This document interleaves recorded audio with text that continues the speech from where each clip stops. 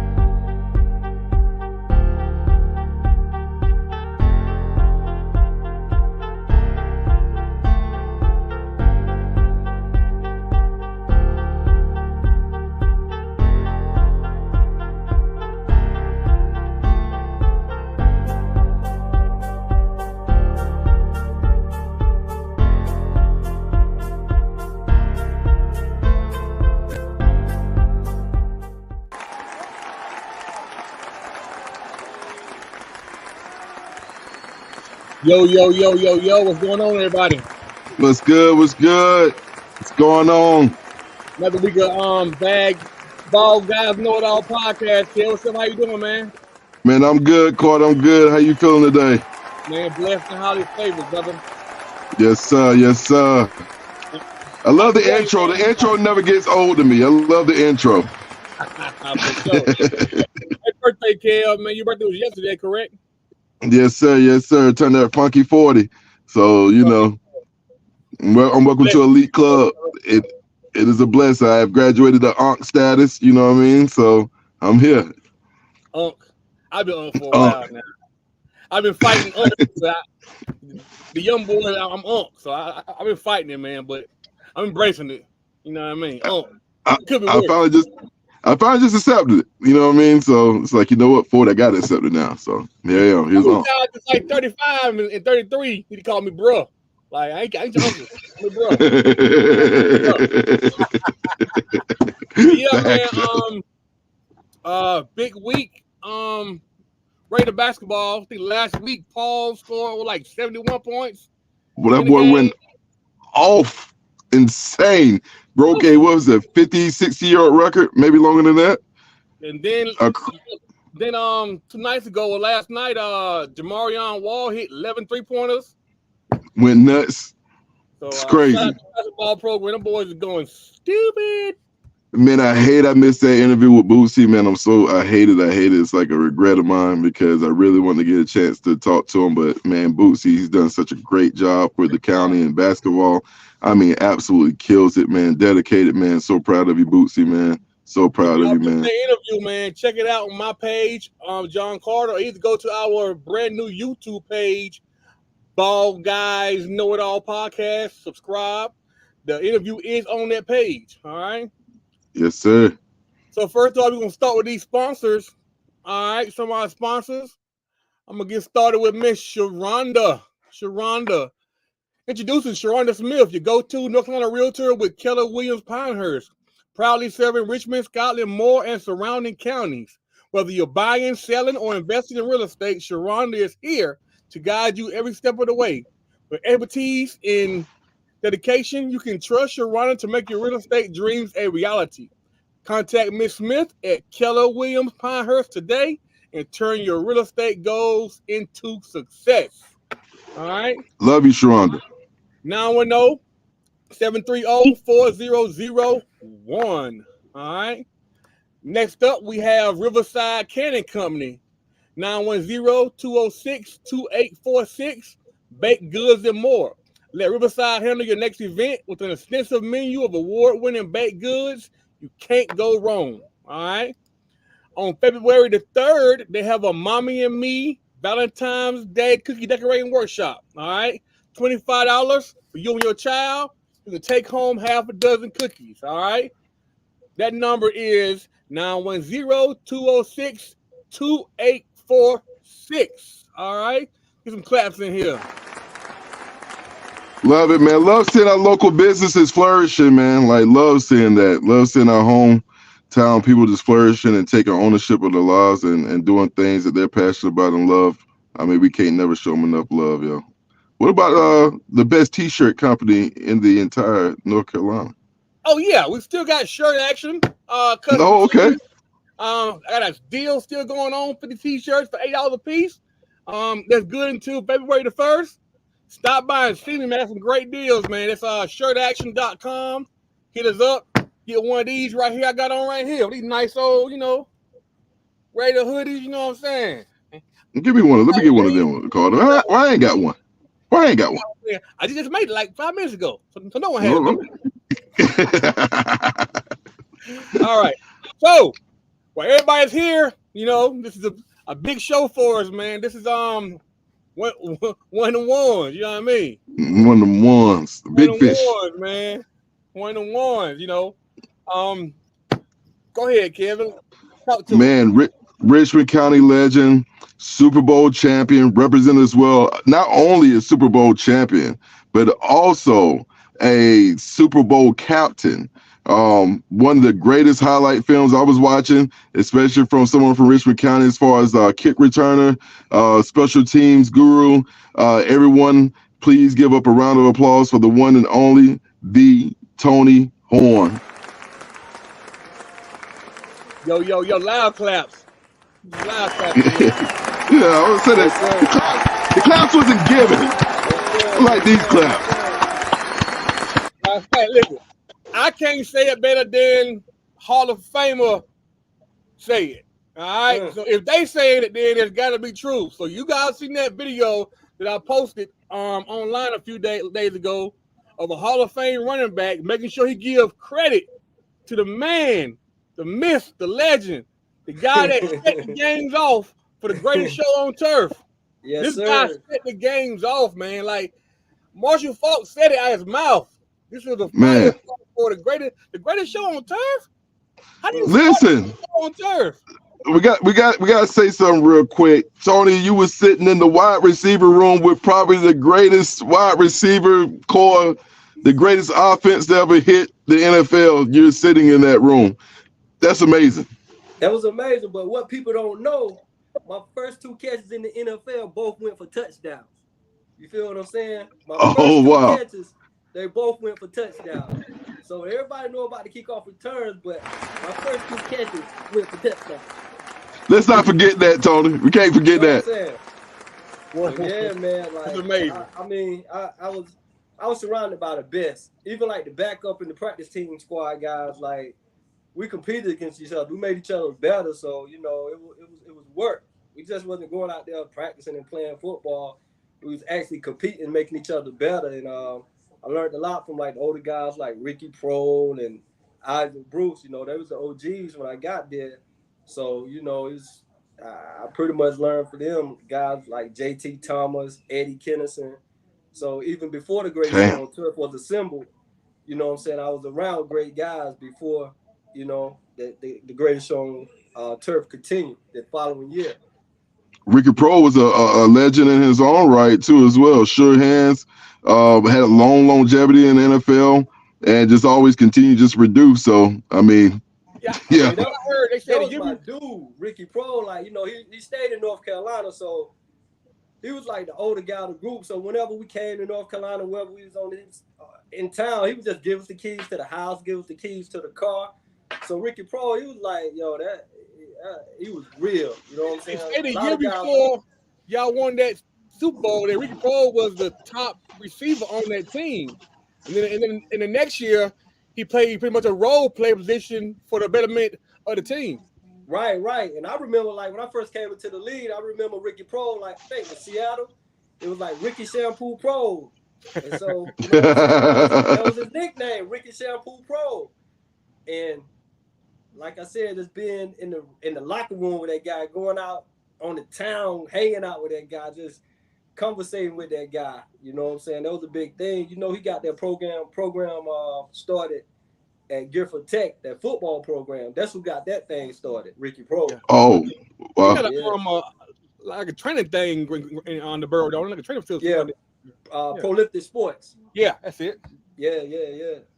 Oh, that's pretty dope. Man, so how we like to normally start this off, Carter usually goes and run us down the timeline. That's what we want to do, Tony.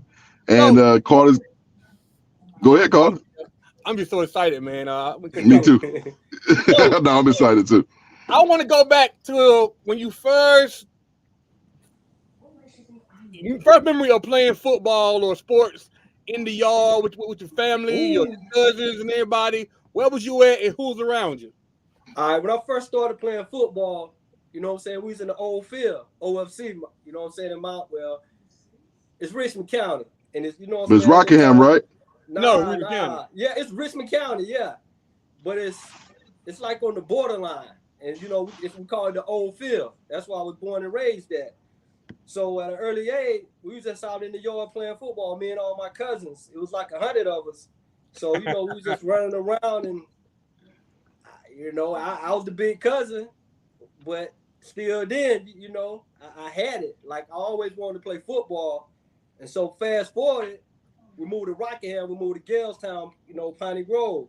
So we were playing in the backyard, like, you know, guys like Leonard Hawkins, all them guys, they played Pop Warner.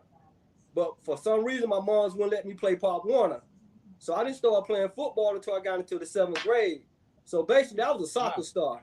I started playing soccer in kindergarten, and I played soccer from kindergarten up to my 10th grade year, and I only lost like one game my whole career. So football, you know, I didn't start till late. So I started playing football in my 7th grade year, Ellerby Junior High. In my first position, like the coach put, I was on the offensive line. That's what everybody say. It's everybody's first position. Everybody says that. I'm like 50 pounds soaking wet, but I probably was the toughest guy out there. So they put. I gotta know who this coach was. Coach Theo Robinson and Diggs, Eric Diggs. He made me get on the line. So one day after practice, I went to Coach Rob, you know, which I roll home with every day. I was like, Coach, man, like, look, I'm not an offensive lineman. That's, you know, that's not me. I can do more. After we had that conversation, they moved me to quarterback, and that's when I started, you know, playing quarterback. Yo, I know quite a few guys that's quarterback and running back that started on the line. Yeah. Yeah, man. What am I doing? Because Flip just said last week he started at center. I'm on the line. Somewhere on the line. Flip just said last week he started offensive line. I don't know why, but you know, I guess if you're a tough individual, they figure like, okay, man, that's the best place for you at the time. Me as a coach, the first day the kids get out there, I'm lining everybody up. I ain't lying. Who the fastest? That's the first day of practice. Who the fastest?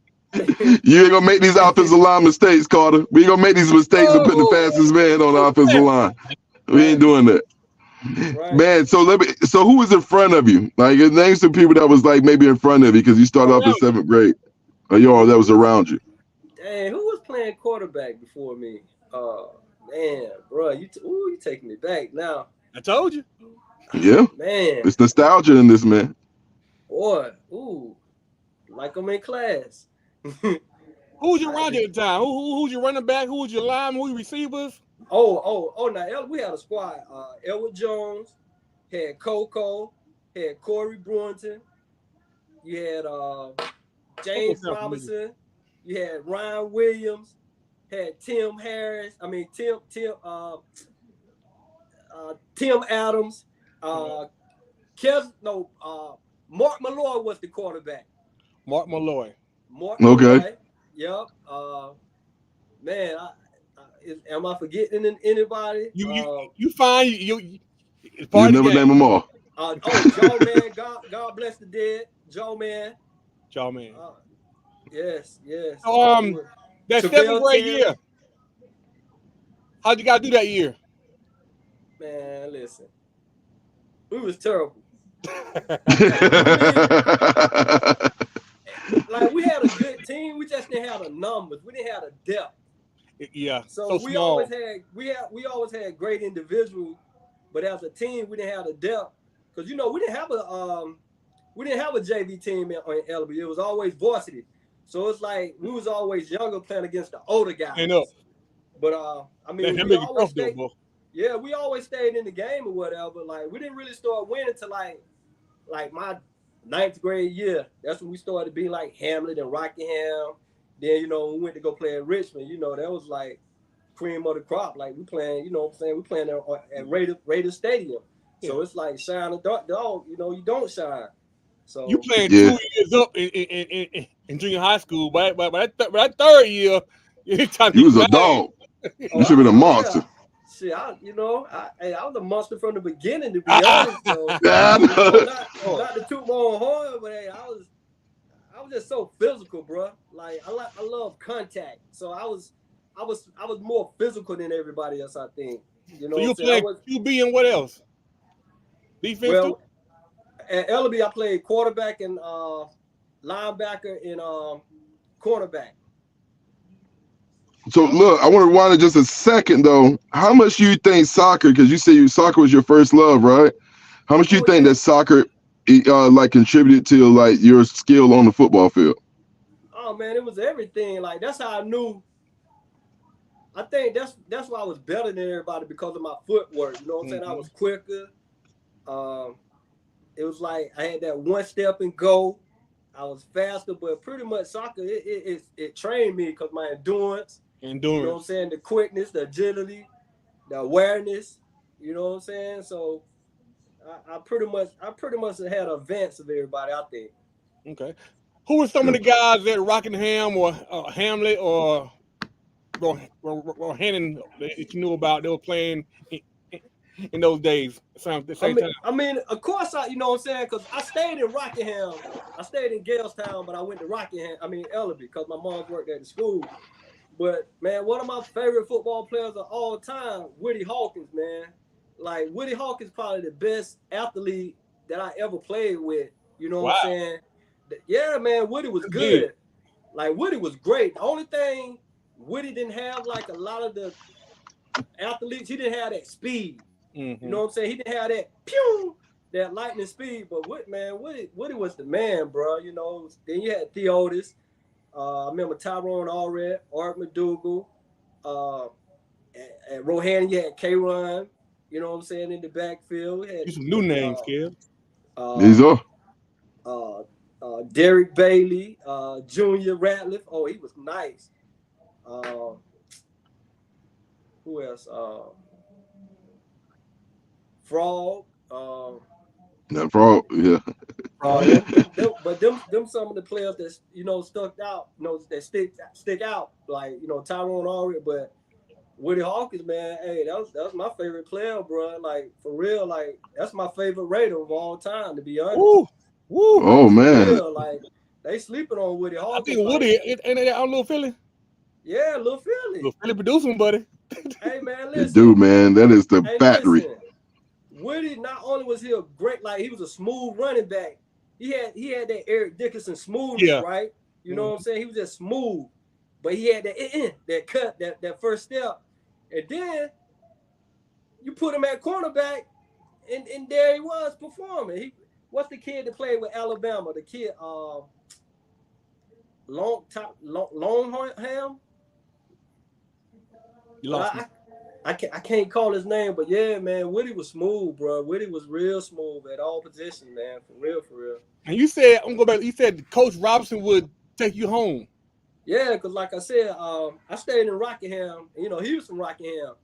So Mark Ship.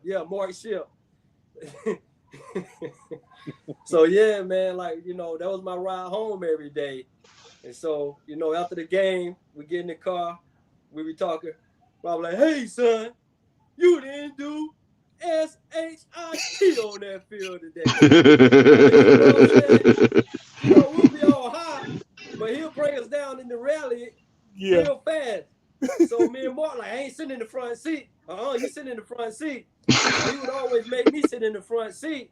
And so when Rob is sitting there talking junk, he would be in the back seat that's tapping me. And man, I'm telling you, boy, there was special moments in my life, though. There was some moments that's gonna be in my stories, you know, that I can go back to and reflect on my upbringing and basically my football life. That's what's up, my man. That's what's up.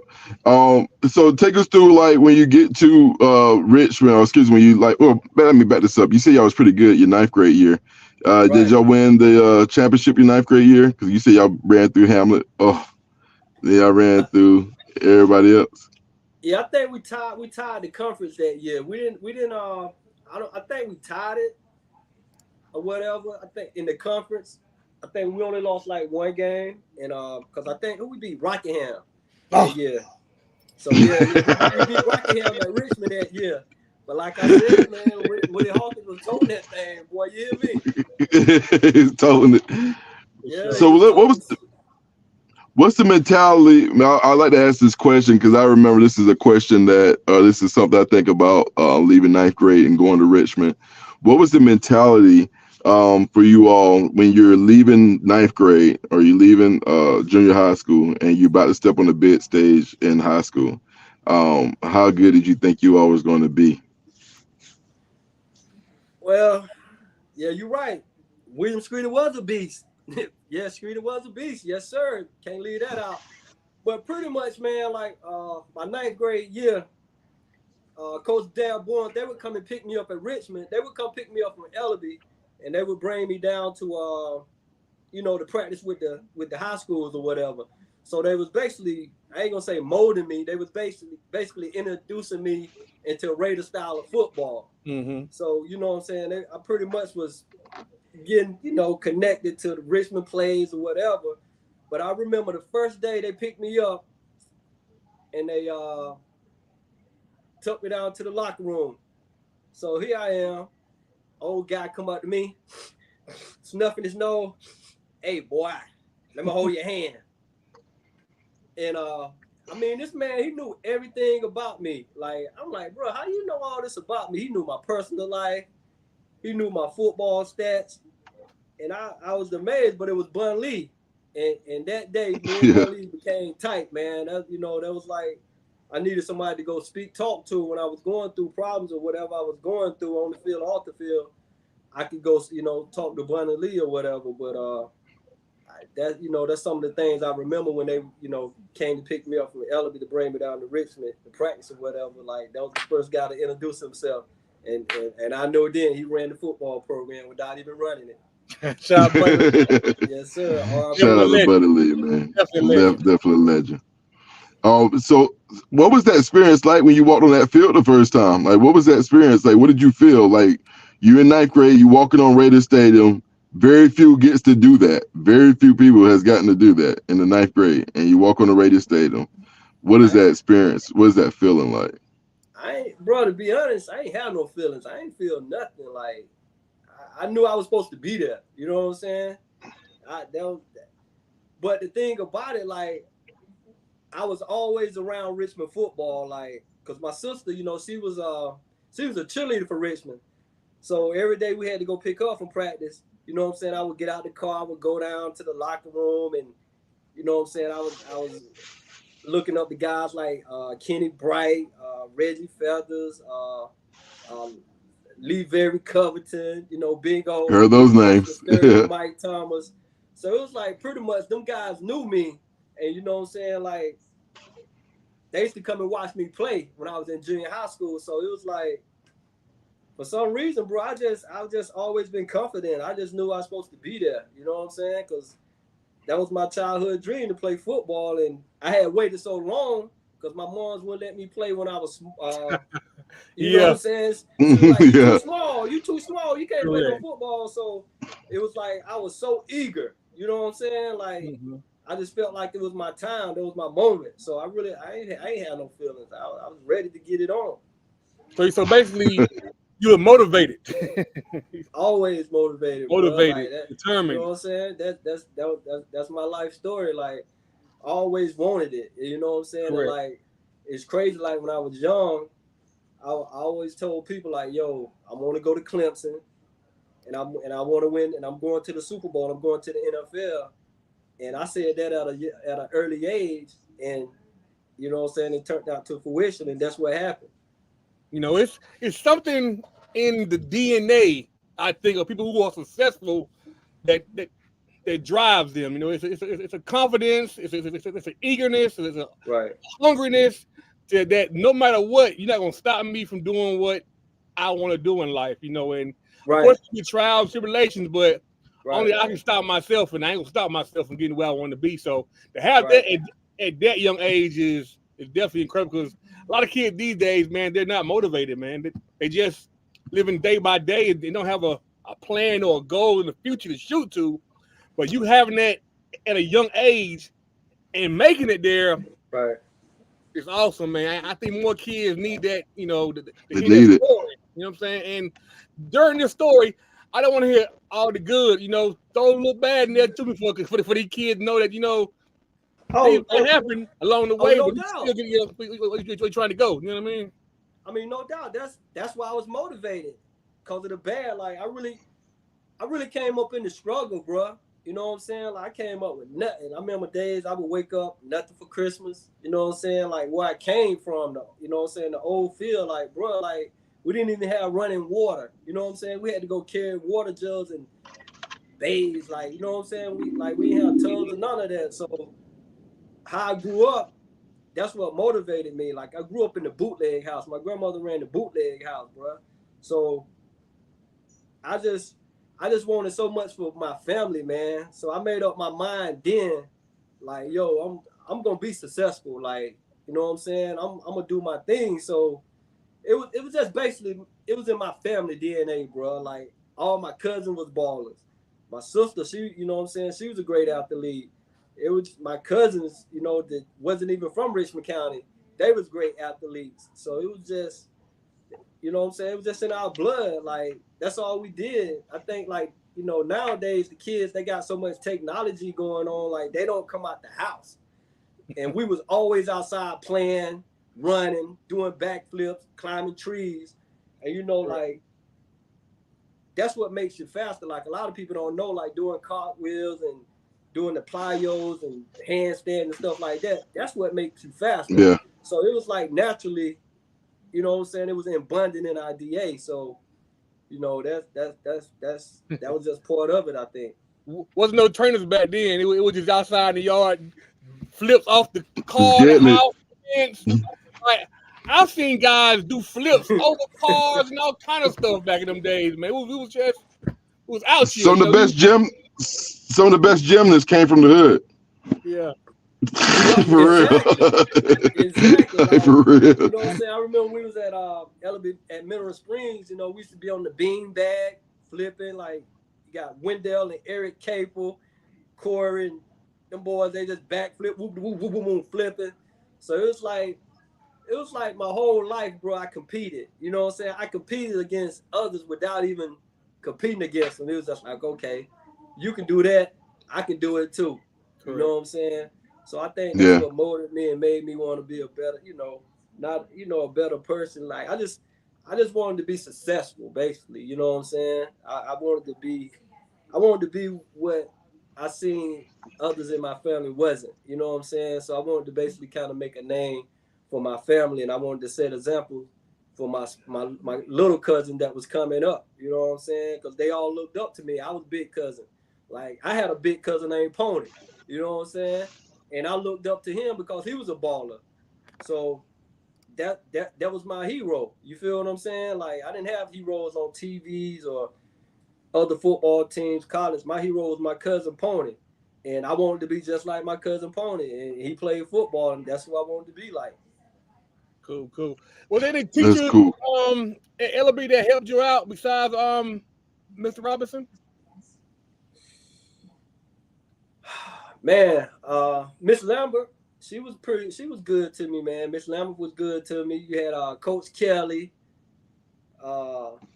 Brunex, Miss Sneed, she was pretty cool or whatever. Who else? I don't want to leave nobody out.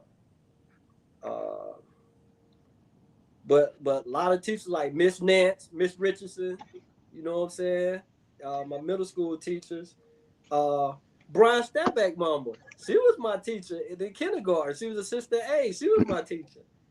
So, you know, it's a lot of people, man, that was good to me, man. And of course, Coach Fletcher at Richmond Senior High, you know, if it wasn't for that, man, I wouldn't have been who I was. You know what I'm saying? Like, because I was really in the streets or whatever. So I was like port student, port athlete, but port street guy too. So he used to beg me. He used to pay me. He used to want to pay me to stay out the streets, like come and rake my yard, do this and do that. Yeah, man. Like Wow, he saved that's love. he saved my life at an early age. And his wife, her name was Lynn, and she worked at North Carolina. She worked with the Tar Heels, and she used to tutor me, man. She used to tutor me every day. And I got it. You know what I'm saying? And for some reason, she did not want me to go to Carolina. But you know, like those I didn't want to go to Carolina anyway. I hate Carolina. But those are some of the teachers that really molded me, you know what I'm saying, along the way or whatever. So tell me, how was it balancing school, sports, and the streets? It was easy. I mean, to me, it was easy, bro. Like, well, you knew. Yeah, it was easy. Like, get up in the morning. Well, let's start the night before. Hang out all night. Do what I do. Run with the guys. Go home. Get up. Go to school. Go to the cafeteria. Get me like an hour nap in the cafeteria. Then I would get my day started. Go to school. Do what I had to do at school. Go to football practice. After football practice, right back to the block. So that was like my routine. You know what I'm saying? Gotcha. But I mean, like, even though I was, you know, ripping and running the streets, I always knew what I wanted in life. You know what I'm saying? Yeah. I always knew it was a bigger picture. You know, I just did that to try to get by, to survive or whatever. Like I said, I never owned a pair of Jordans. I couldn't afford them, so when I got the money, I didn't want them. So basically, I just, you know, used my money to try to help my moms and help whoever I had to help or whatever. So, pretty much it balanced out my life because I was so used to that street life because, like I said, I grew up in the bootlegger house and all the gangsters came to my grandma's house. You know what I'm saying? 50-cent dollar shots and all that. And I had all aunts. My aunts was rough. They was running the streets. Pretty much I was around a lot of street dudes, you know what I'm saying? Piney Grove, Galestown, streets, you know, pretty much ran the city. Probably around all the kingpins that ran the city. I was the youngest guy in the neighborhood. So, basically, that was like what, I ain't gonna say, I hate to say I fitted in, like I was comfortable. You know what I'm saying? That was my environment. There wasn't no hustler that was like, hey, Horne, like, I see you out here and there, do your thing and everything, but, you know, you got a bigger purpose, man, playing sports. Yeah, man, like, big up to Dirk Stevenson, man. Dirk used to talk to me. Tim Short, God bless the dead, Short, he used to talk to me a lot, man. Ralph Crump, man, he used to try to, you know, talk to me or whatever. Eric Crump, but shoot, man, at the end of the day, bro, live and learn. Like, I wasn't trying to hear that. I needed that paper. Yeah, live and learn for sure. You know what I'm saying? I had to live and learn, but I can say it was some guys out there that, you know, talked to me and tried to school me on, like, yo, go get that paper. You know what I'm saying? Get out the hood, live out your dreams or whatever. But at the time, man, I, you know, young and wild, you know, running with my crew, Thaddeus, God bless the dead, and Kelly Collin, the Collin boys. We was just out doing what we was doing.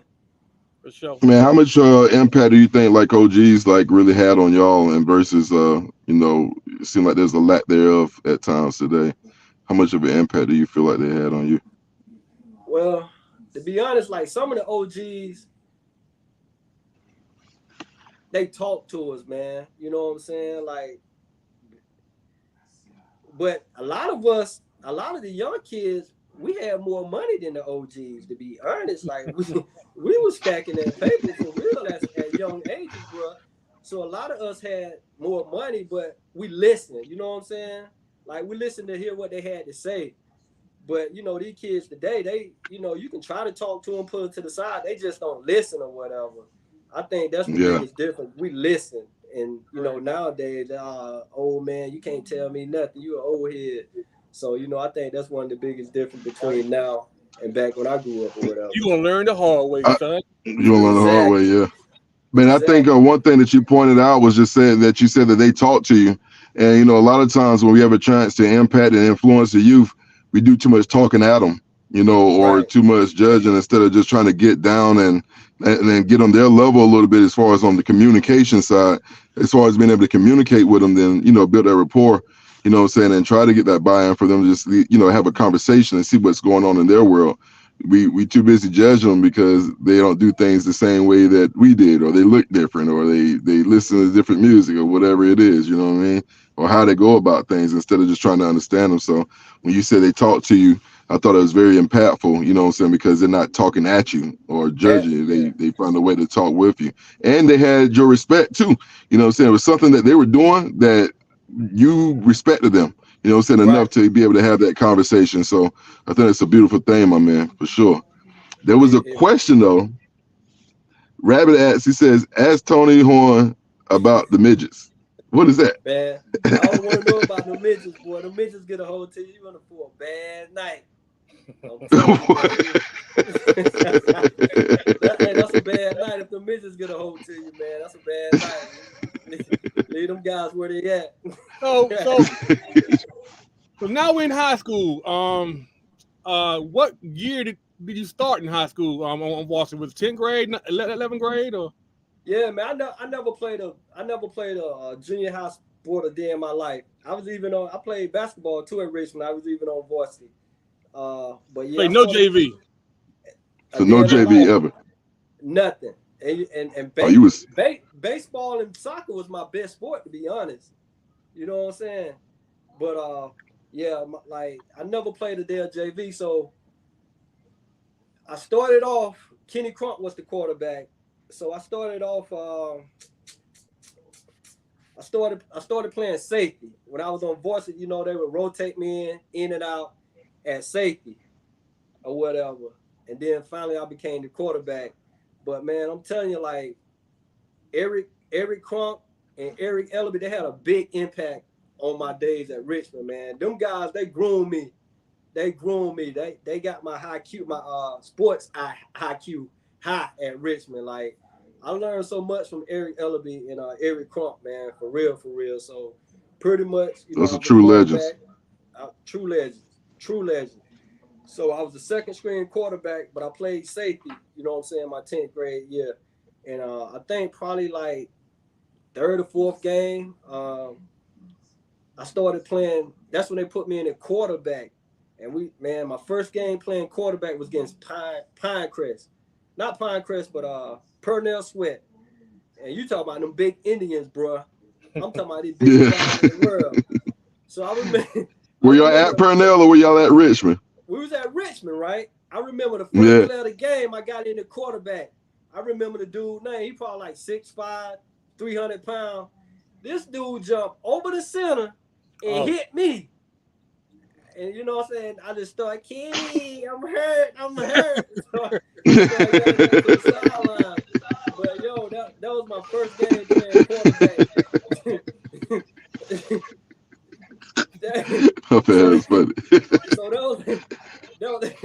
That was my first time playing quarterback. You know what I'm saying? That was my first playing quarterback. But bro, like I said, man, if it weren't for like Eric Ellaby and Eric Crump, bro, I would have been lost. Like for real. Man, I've got to ask you a question because I know you got to get back on the road, Carter. You said at a early age that you said I'm going to Clemson. What sparked that motivation? You said at an early age when you was young. Like, was that your team growing up? Nah, it was like, okay, like on Saturdays, right? Like my cousin Mike Stanbacks, he used to come from Mount Gilead, you know what I'm saying? The family dropped him off at my house or whatever. And so every Saturday, right, we would be in the house watching football. And when I first seen that orange and purple, and them guys stand on top of that hill and rub that rock and run down, wow. I said, that's where I wanted to be. Like, I knew from day one when I seen that orange and purple and them rub that rock and run down the hill, I knew that's where I wanted to be. So I'm going to Clemson. I said I was going to Clemson. But the crazy thing about it, like a lot of people don't know, I got 2 scholarships my senior year. I actually got a scholarship in track at Clemson to run the hurdles. And then they came back and gave me a football scholarship. So I got into Clemson really off of track. And the football program was like, nah, we can't let them outshine us. They turned around and gave me like a full football scholarship. So when I went to Clemson, I had 2 scholarships. Yeah, I heard you was like a national monster track hurdle runner, something like that. Heard? Yeah, I was the state champion my senior year. I was state champion. Richmond never gave me my championship ring at that. You know what I'm saying? Like I was a hurdler, triple jump, long jump, 200, triple jump, 300 hurdle. Like I was just a Sheesh, well, you was a monster. Yeah, a straight monster. So we got track, man. We got soccer, we got baseball, basketball. I played like I said, baseball and track was my favorite and best sports. And the only reason I didn't play baseball in Richmond because of my street life. Because you know what I'm saying? Like I'm like, you know, they traveled a lot in baseball. So I'm like, nah, I gotta be around the county during the summertime. So that's what really stopped me from playing baseball, to be honest, or whatever. Yeah. All right, so got you. Who are your coaches at the high school? You said Barnes was the head coach, and who else was on the staff? Well, by the time I got the Richmond, Barnes had left, so he came and got me. He came and got me during the summer. I mean, the summer after school. Then when I got there, he left, and so Coach Schuler became the head coach. By the time I got there, he was the head coach. And how was he as the coach?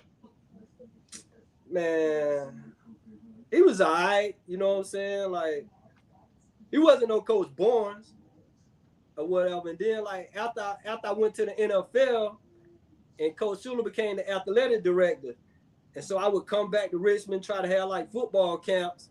He wouldn't even give me the field. Like, I remember one summer I was just chasing this guy, calling him, like, Coach, I'm trying to do a free football camp in Richmond. And so for 3 months, this guy never got back with me. So I finally seen him, and he's like, yeah, I was out of town, whoop de whoop. So I was like, it's all right, man. So it was a lot of things, like, I felt like Jesus. You know how like Jesus couldn't go back home to his hometown? That's how I felt when it was coming back to Richmond County, man. It was like I was trying to do stuff, but wasn't nobody trying to entertain it.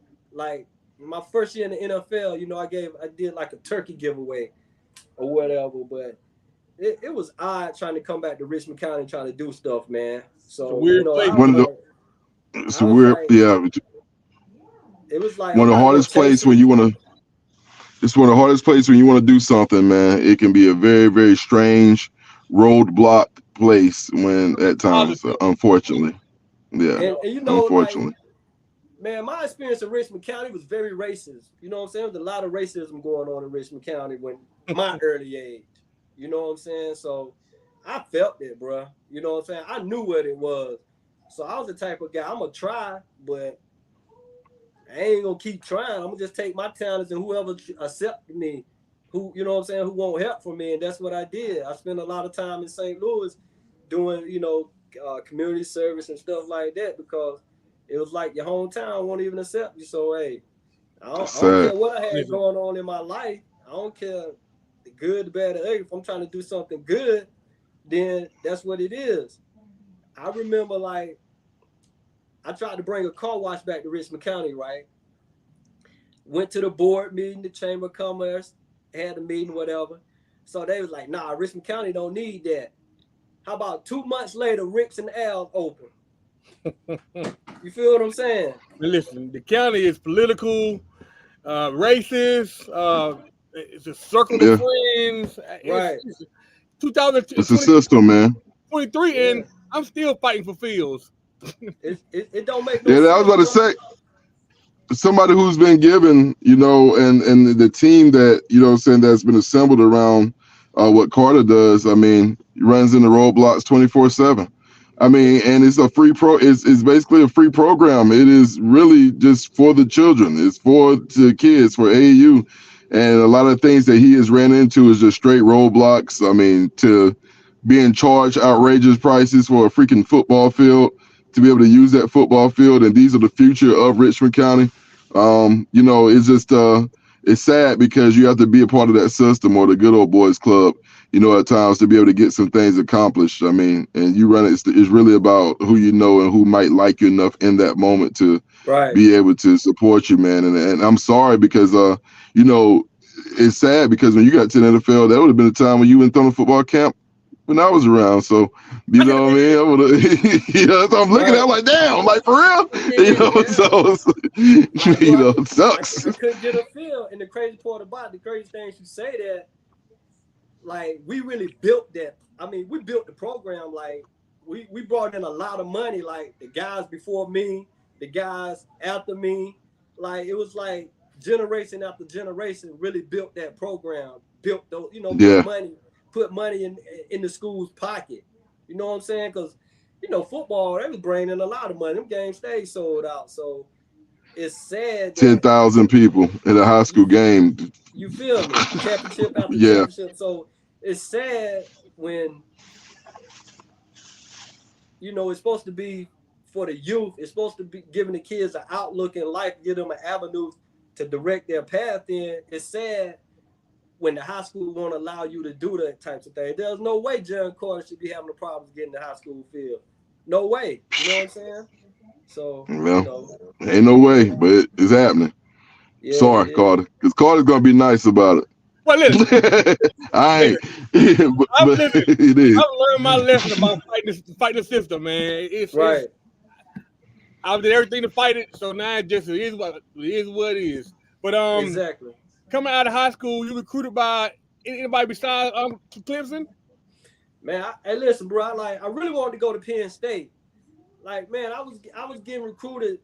I mean, I had so many recruiters and so many letters, but my senior year, my junior year, I got busted for drugs. And once I got busted for drugs, bro, it was like all the schools backed off on me. Like, I didn't even think I was gonna make it to college, bro. I didn't even think I thought I was just gonna, turn around and do what I was doing. So after I got busted for drugs, my senior year, man, I had to go to school from 8 o'clock in the morning to 9 o'clock at night. I had to go to day school and night school.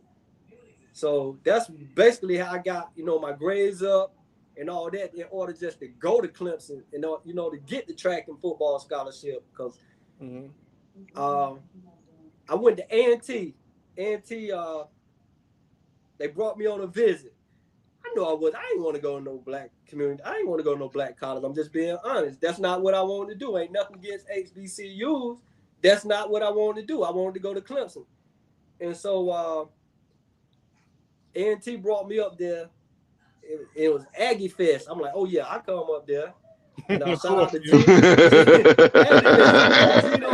shout out to Gino and Leslie. They was my host. And man, they showed me a great time. And so and I remember the Coach Carr. And when he came down for that Sunday, he was like, what you gonna do, Horne? You gonna sign? I was like, nah, I'm all right, bro. I ain't I'm gonna just wait it out. This coach told me, ain't nobody giving you no scholarship. Look at you. Got busted for drugs. You a troublemaker. Yeah, this is what the coach told me, right? He was like, ain't nobody gonna sign you. I said, all right, coach, I feel it. How about 2 years later when I went to the NFL, he was coaching for the Philadelphia Eagles. So I remember him. Bird game. After we beat them, get ready to go to the Super Bowl, I met him at the middle of the field. I said, what's up, coach? You remember me in college when I came up down to visit? You told me I won't go nowhere. Nobody gonna give me a chance. I said, look at me now. I'm in the NFL. And you just should have saw the look on this guy's face, man. But it was like I always had to overcome. I always had to prove people wrong. You know what I'm saying? Like, go back to what Jaron Carter said earlier.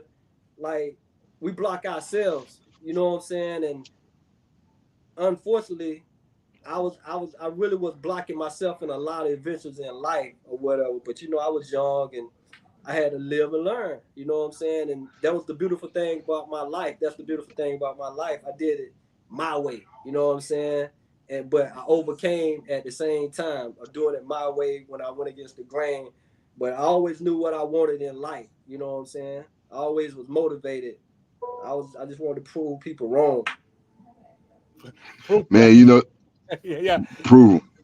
That's my thing in life, man, is proving folks wrong, man. Because like I say, even in my back history, man, I got history of being the one that they say I'll never be where I'm at or never be or running a program with youth kids, you know. I'm the one businessman.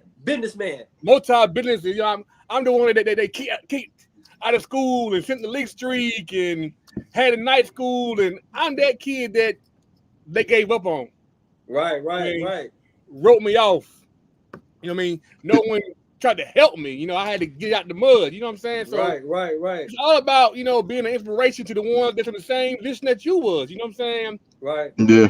But you only tell them so much. You know what I'm saying? You gotta be that continuous tenacity and effort, that perseverance, man, is something that's just allows us to have a chip on our shoulder. You know, no matter what situation we go in, we always feel like we fighting and clawing. It's almost like it really is a superpower. You know, man, it comes from us having so many hurdles stacked against us at this time. You know, our path.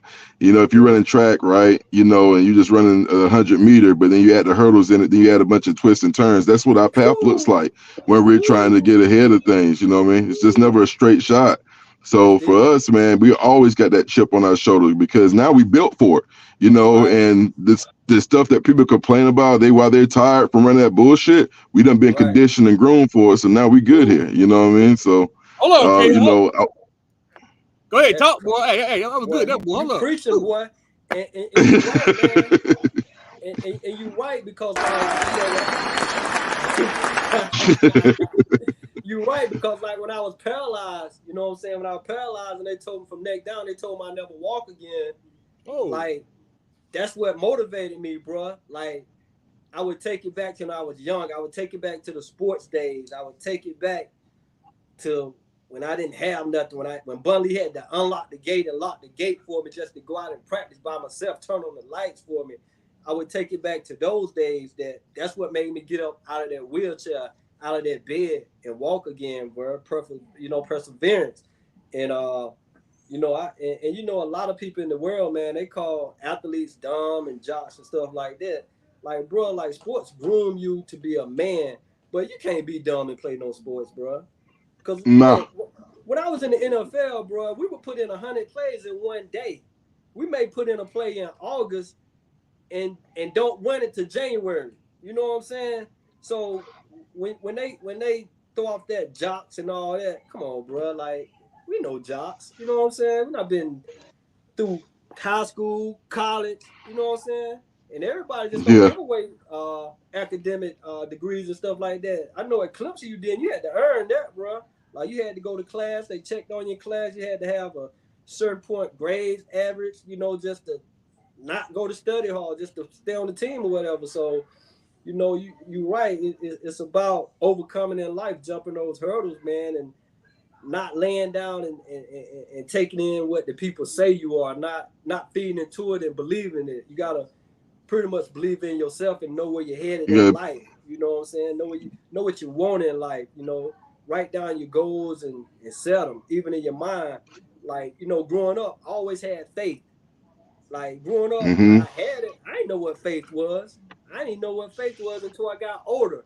But I always had it. Always believed in myself. Always knew what I wanted to do, and always knew what I was going to do. You know what I'm saying?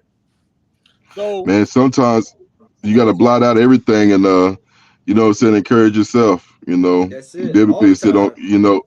Yeah, all the time, because I always listen to my mom when she used to say, you know, read the scripture to me. She says, never cast your pearls before swine, right? You know, and as soon as you tell someone what your motivation is, just they judge you based off their belief or what their achievement is, because they know they can't do it. Well, they couldn't do it, so I can't do it. So it's also like some type of narcissism. I can't do it, so I know you couldn't do it. And then you start taking that and it starts feeding into you. And then you just blot it out. And then that's the true determination of you just like, you know what, I'm just going to speak life into my own self, you know. And, you know, I think that a lot of times we seek so many other people's approval. And now youth, you know, seek so many other people's approval because they're trophy kids or because they're generation kids, right? It's just a two-edged sword. You know, we want to instill confidence and speak life into them, but then there's also that complacency. It's like we're killing their will because we make them feel like they're entitled to these blessings. Man, shoot, Gotta help those who be helping themselves. We got, faith without works is dead. You gotta put some feet first. I think that you walking again, man, that is a true inspiration, my man. That is out of all the accomplishments that we talked about and we're gonna talk about on this podcast. Man, we gotta give up a round of applause, Carter, for that, because that right there is just the realest, hugest, biggest accomplishment, man. I mean, that's a blessing, my man. Sure. Appreciate it. At this point, so at this point, we're at Clemson, right? So who are we hanging around at Clemson, man? Freshman year, we down in what do they call it? Death Valley. Death Valley. Death Valley. And man, you find where you want to be at. Like your dreams are coming true. You overcame the charges. You overcame the haters, and now you there. How's the feeling of what's going on there freshman year? Man, it was crazy, bro. First of all, I was just glad to get away from Richmond County. So I'm gonna tell you a crazy story, right? When I first went to Clemson, like I ain't see no white people there, bro. Not none. You know what I'm saying? So the first day when I got on campus, that's all you saw. It was like, what? Like, woo, like. So that was a big culture shock to me, man. But man, I met guys like Antoine Wyatt, Patrick Sapp, Emery Smith, Donald Broomfield, Raymond Priester, all the Was guys. B. Dawkins there? I'm sorry, I gotta ask, because that's one of my favorite football. I'm an Eagles fan, so you said earlier when y'all beat the Eagles, I was like, oh, again, it's like similar to you beating Hamlet. Was Brian Dawkins there? Or Crazy story about Brian Dawkins. Andre Humphries, God bless the dead, bro. Katie Dunk. But Brian Dawkins made me get in the gym, bro. So when I went to Clemson, I was like 158. You feel me? I was like 158. 158. I was 158 when I first went to Clemson, right? So the first day I lined up, Brian Dawkins. I mean, this guy was a monster, bro. He like had real skinny legs, but the upper body just like out the gym, bro. So the first day I lined up against me, he jammed me, and he hurt my shoulder. He hurt my shoulder. I'm 158, so it's like he dislocated my shoulder. So I went back to the locker room. Hey, I said, never again, bro. So never again. So in August I was 158. So by that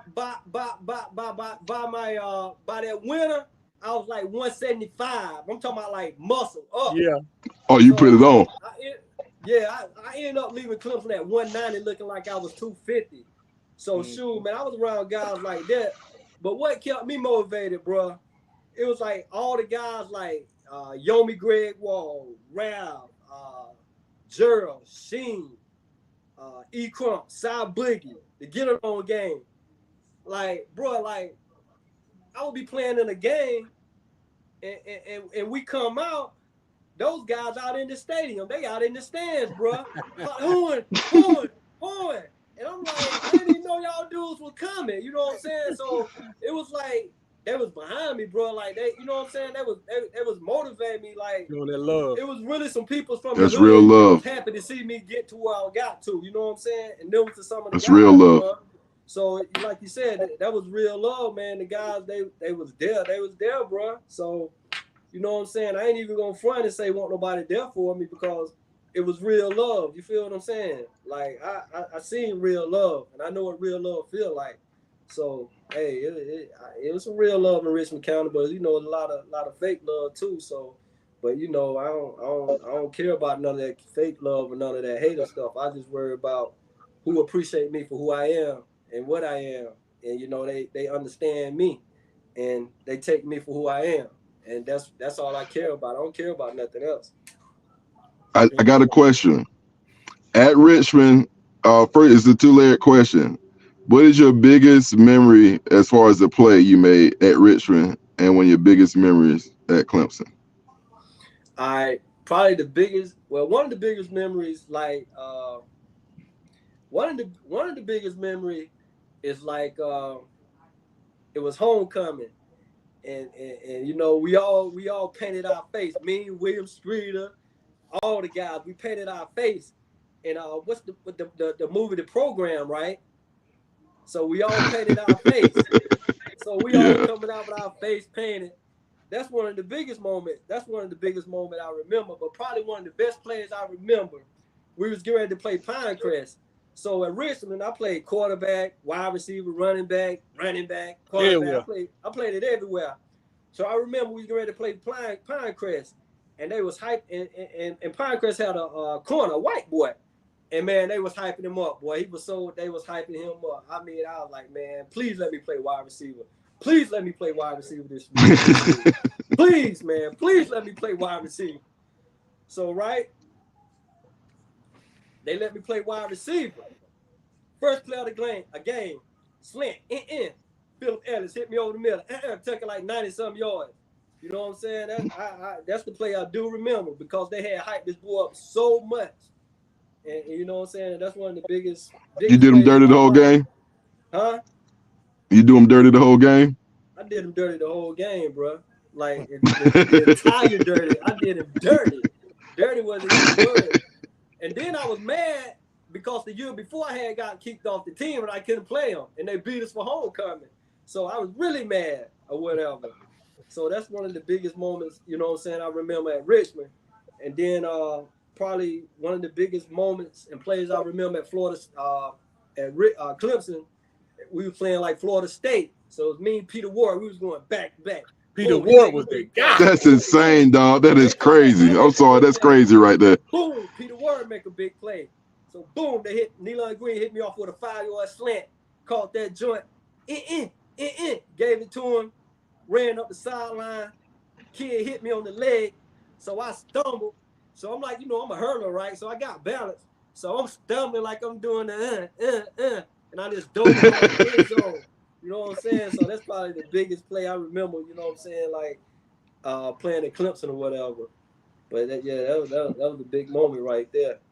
So I got to ask you a question. Sorry, Carter, my bad. What was it like playing against them, got that Florida State team? I'm sorry, because that was like an amazing team. Like Peter Ward, like, what was it, Ward, like, all those. I was ready, like that goes back to it. Like I was built for that. That's what I thought I was built for. Yeah, big stage. I wanted that moment. I love that moment. Yeah. Every year we played against Florida State, bro, I had to put on the show. You hear me? Like, you know what I'm saying? Like, okay, y'all just another players to me. Correct. And it was nothing. But the thing about it, like, you know what I'm saying? Like when I first went to Clemson, I was coming in, they had all these 4 or 5 stars and all this and do. They're like, oh, he's a 5-star. He's the best player in South Carolina, whoop. So when I got there, I was like, y'all boys gonna have to show me. I'm from Richmond County. You gotta show me. So you gotta show me. Hey, ain't no way in the world. So when I got there, like some of my guys in my freshman class, they didn't even know what 2 gaps was, 4 gaps were. So I'm like, we talked about that. A 2 gap, a 4 gap, a shade, a technique. Like they didn't know none of that. So it was like, just being from Richmond County, bro, like I was already ahead of these guys, like the competitive. So it was like, bro, like I belong here. Like there's no way you can tell me I didn't belong there because I always knew I did. One of the hardest things for some athlete from Richmond County to do is to go to a smaller school where they are so far advanced more than the coach. I mean, than the coaches is teaching, or the coaches is teaching something that you felt like you should already know. Right, even just how to read, you know, saying exactly what, like you said, a shade, or I think for me it was like odd and even defenses. If he stacked up overhead, up over the nose, or if it's an even defense, right? You know, like this is very simple, you know. So always been well coached up. Coming from Richmond is one of the hardest things because you're going to get coached down almost. It's like it's like you're 10 years old and starting first grade again. You know what I mean? So. I mean, by my 11th and senior year, I was calling my own plays, bro. Like, you know, the coach, he'll be on the sideline. You know, they sending plays in. We had formation and signals. Man, sometimes the coach couldn't even get the signals right. I'm like, what are you talking about? So I was just wave them off. I would call my own plays. And if Woody Hawk is in the backfield, I'm ISOing it. Hey, you get behind Sean Steele, Dwayne Hare. You know what I'm saying? I'm ISOing that thing, bro. ISO, quarterback draw, quarterback keeper counter. You know what I'm saying? Bootleg, Mike Patterson, James Sinclair. You know what I'm saying? I'm going to get it. Dope, that's dope, bro. So I'm sorry. Coming to Clemson, I'm sure you came as an athlete and you just chose receiver, or That's crazy. You know, first and foremost, like they like okay, they're like, nah, we really want you just to focus on track or whatever. So the football team and the track, you know, they was like, nah, he's a football guy, he's a track guy, whoop the whoop. And so when I got to Clemson, like I never wanted to play offense. I always wanted to play DB, man. Like that's what I wanted to do. I wanted to hit somebody. So I wanted to play DB really or whatever. But you know, I had like Dexter McCleon was in front of me. He was Dexter McCleon. You had the Peter and Andy Ford, the twin boys, or whatever. So I would have to sit out a year. So they was like, okay, you got a choice. You can play DB, but if you go to wide receiver, you can play right now. So I like, sure, that's easy. Let me play receiver. Yeah. So that was easy. 158, sign me up. Mm-hmm. So the first game, my first touchdown, I caught a touchdown. My first pass in Clemson. Dang! Route in the end zone, my first touchdown, bro. Wow. And then what make it so bad? Right after football season, you know the track team, they just, you know, they practice all year round, right? Mm-hmm. So I'm coming straight off the football field and went to the ACC's conference championship and placed third in the triple jump, bro. Straight off the football field. That's crazy. You know what I'm saying? That's nuts. So it was like it was easy, bro. You now, know what I'm saying? Now, one thing about you that I do know is when no one's watching, you putting that work in. Hey, that's what I'm saying. And the only one can tell you that he's passed now. That's Burnley Wall, man. Like, bro, like that was my thing. Like, even when I was in the NFL, the guys knew like that was my advantage, you know, training. I found out at an early age, like everybody can play the sport. Everybody can do this and that. But what you doing is you in the weight room, is you training. Like what you doing when nobody's watching. Mm-hmm. And pretty much, man, like I used to train during the off season during the NFL, bro. I used to train like eight hours a day, man. 8 hours out of 24. I would wake up 6 o'clock in the morning. I would train probably from 6 to 2 or 6 to 1. Get me 2 hours in. I'm right back at it about like 4 o'clock to like 8 or 9 o'clock to them lights to finally turn off the lights. I'm at it.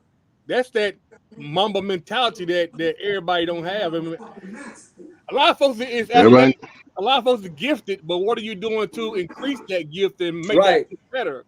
You know what I'm saying? And it seems like that training was also your therapy. You fell in love with training, better. You know what I'm saying? And bro, and to be honest, football was my therapy, bro. Like I was going through so much in life, you know what I'm saying? Like your family, all of this. So it was like when I was out on the football field, that's when I felt free. There's nothing you can do. You can't take me to jail. I could be physical. I could do whatever I wanted to do, and I could just be free. So that was my therapy, bro. That football field and training, running track. That was my therapy, bro. You know what I'm saying? Like, I wanted to play basketball, but they put me on varsity. You know what I'm saying? They put me on varsity my 10th grade year because basketball is really one of my favorite sports. And so I'm on varsity, right? So we were playing 71st. So me and Theodis was on the bench. And me and Theo was like, yo, Horne, what if they try to put us in with like, what if they try to put us in the game? It was like 5 to 10 seconds. I'm like, bro, I ain't going out there. He tried to put me in with 10 seconds. I'm not going. So little do you know, Coach Balcom, he looked down the sideline. Hey, Horne, Roach, you get in. So Roach looked at me. I looked at him. I'm like, come on, boy. I said, no, I ain't going. I said, bro, I can't even get a shot off in 10 seconds. You know what I'm saying? So, hey, I'm like, if you were gonna sit me on the bench, you should have left me on junior varsity. You know what I'm saying? Don't pull me up and sit me on the bench. So after that game in the locker room, me and Coach Balcom had words, and I told him, bro, I can't even get a shot off in 10 seconds, and I quit. Like, I never played a day of basketball again in my life, but You know what I'm saying? You can't put me in with 10 seconds off. Just leave me on JV. I can't even get Get some playing time, yo. No playing time. So like, sports. What was the? Like I said, I ain't play no D1 football, so what was the football life like in college? Like, was you guys like, was y'all partying? Was y'all like the stars of the town? Pretty much. I mean, it was like, now Clemson, bro, like you gonna get that schoolwork in. Now I'm not even gonna leave that out. Now Clemson, you gonna get that schoolwork in. You ain't skipping class because it's gonna be somebody out there waiting on you to check you in, to check you out of class. And if you ain't got a 2.5, you have a 2.2, 2.0 or higher, you're gonna be in study hall during the spring. And nobody wanna be in study hall in the spring looking out them windows and everybody running wild. So first and foremost, we had to get them books in. And then like after that, football practice, class. Then on Thursdays, you know, we hit the city, turn up on the town. But I mean, of course you were superstars, you know what I'm saying? Especially the ones that put in that work or whatever. But it was a good feeling, man. It was an experience and humbling feeling. And but by the time I went to Clemson, you know, I had my first kid when I was 16. So, yeah, so a lot of times, you know, Tanya, like, she would let me get Tonisha, my daughter, so she would be at Clemson with me. And it was like all the guys, they would help me babysit my daughter. You know, that's dope. They knew, like, okay, T Horne, that's what they call him. T Horne, he needs some help with his daughter. Whoop the whoop. So it was basically like I was fumbling trying to be a pops and go to school at the same time, bro. Pop, so student, and player. I always been motivated to make things happen in life because I ain't have no other choice. You know what I'm saying? So it was like I had fun. Don't get it wrong. Like I had a lot of fun, and plus, by Clemson being like an hour and 15, 20 minutes from Atlanta, boom, we in the ATL at the strip clubs during the week. You know what I'm saying? we at Spelman College hollering at the chicks. Like, we really getting it in, bro. And then, but the best thing I love about college, man, you meet guys from all over the world, but they just like you. Yeah. You know what I'm saying? Mm-hmm. It was a lot of gangsters came to Clemson. There was a lot of guys that came to Clemson, end up didn't even finish playing football because guess what? They running the city now. They running the town. You know what I'm saying? I live in that street world. But a lot of us came in. Then a lot of guys didn't have too much. You know what I'm saying? Some did. A lot of us didn't. So it was like, boom, that's real love. You know what I'm saying? Like, I know this guy don't want nothing out of me because we all come from the same background. We all trying to make it. We all came from our different struggles of life. But, man, it was like, they got us.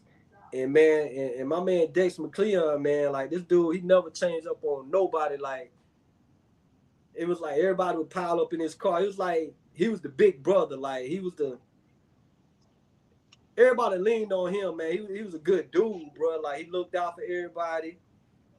And a lot of people looked up to him. And then like he got drafted at St. Louis a year before I did. So the next year, I went to St. Louis, and he continued to be my big brother, continued to groom and hold me down, and still holding me down to this day. So, you know, like, that's what's up, man. It's a beautiful thing, man, because you create and you develop a lot of friendships that's ongoing in life. Correct. And that's special to me, bro. Like when you can develop a friendship and it's ongoing in life. And then say, like, if I don't see this guy in 20 or 10 years, and if I see him, it's like, bam. It's still going to be love. Fell off. It's like, okay, right back on it or whatever. So, yeah. One thing about sports is, man, as a matter of fact, I was listening to Cam Newton and Brandon Marshall on the interview today, and Cam was saying how he missed the game, but he missed more of the locker room with the guys. The camaraderie. The camaraderie, you know. Sports builds lifetime bonds. Like, me and Kay are friends based off of playing football in high school together, you know? Yeah. We went 10, 15 years before I saw him, when I saw him, we was like just like nothing, nothing, like it had been long. Yeah. And that's what I got out of it, man. Like even with the college, NFL and high school, it's like the camaraderie, bro. Like, man, the locker room, bro. Like, there's some fake people in the locker room too, but it was 95% was all love. You know what I'm saying? The race didn't matter, the color didn't matter. It was all love. So that's like when I was done playing, the NFL, that's one of the things I missed about it. Not missing the game and the money. I just missed the being around that real love, like that real intention, knowing like, okay, this guy, he ain't got no bad intentions. He don't want nothing from me. Just genuine love, genuine, that's my dude, that's my guy. So that's what I missed out of the game. It wasn't like I missed playing the game, because once it was over, I accepted it. It was over. Move on in life and keep it moving. You know what I'm saying? So like you said, man, that's what it's all about, building those relationships. And that's what got me through being paralyzed, bro. My sports history, my sports background. That's what really got me through. I mean, of course I got to get honor to God, my Lord and Savior, but through sports and good people doing like stuff like what you doing now, like the Mr. Hands, the Theon Robinson, the Coach Fletchers, you know what I'm saying? Eric Diggs, William Kelly's, boom, Tom Paris, you know what I'm saying? Coach Hag, that's what kept me going, you know what I'm saying? Like when I would get to my lowest and be at a low point in life, bro, I would think about the people that helped me along the way, you know what I'm saying, that motivated me along the way. So, it goes back, bro. It really goes back. Well, like I said, we do with Reverend, man, no one gets to the level that you got by themselves. Right, Nobody. Yeah. right. There's a team of people pushing you, even the ones you don't see that have that love, that they're praying for you. You know what I'm saying? Right. Absolutely. And One thing I like to take away from like a lot of these interviews and these podcasts is when we talk about, people that helped those along the way, right? People like yourself, Tony, and me and Carter, we can attest to the ones that we remember too as well. When we as men, and especially as black men too, talk about the ones that helped us along the way, a couple of things about them that they did. They inspired positivity and encouragement, but they did it in a way to where they saw a lot of potential in us and they didn't allow us to fail. They held us to like a certain type of accountability, Right. and for all of the parents out there who are watching, who are, because I mean this in the most, loving, sent from a place of caring. I mean this in a very loving way. If you're a child and you've seen your child getting held accountable on the football field or any type of sport, understand that child is going to remember that accountability because they're going to appreciate that type of accountability. I think is a very, very important. Carter, what y'all are doing with the Raider Elite, there's going to be children that's going to come and maybe talk on a podcast 10 years from now, my man, and they're going to remember, man, Mr. Carter took us down to Carter and the team and Raider Elite took us down to Florida and play football, or they came and got us, or they give us the opportunity to play football in AAU. When they come and we talk about memories and leaving an impact on people and leaving an impact and being a positive influence, these are the things that young men we thrive for, because there's a certain type of greatness inside of us that we need to be tapped in. You know what I'm saying? We don't need to leave it untapped. If we shelter it, then they'll never get to their full potential. They'll never be the man that God designed them to be. So I just think that's a very beautiful thing when we talk about the history of people who, that they have had an impact. And they not here all the time. Coach Hag, everyone that played for Coach Hag has said Coach Hag's name. Right. And I want to give John Carter, I want to give you your flowers now, bro. Like, I really appreciate what you out here doing for the community and these kids. I really don't come back to Richmond County a lot, but I wish I could, and I wish I could be, come out there and be an inspiration and help you along your journey and do whatever I need to do for you. But I'm going to start giving you donations from here on out for that.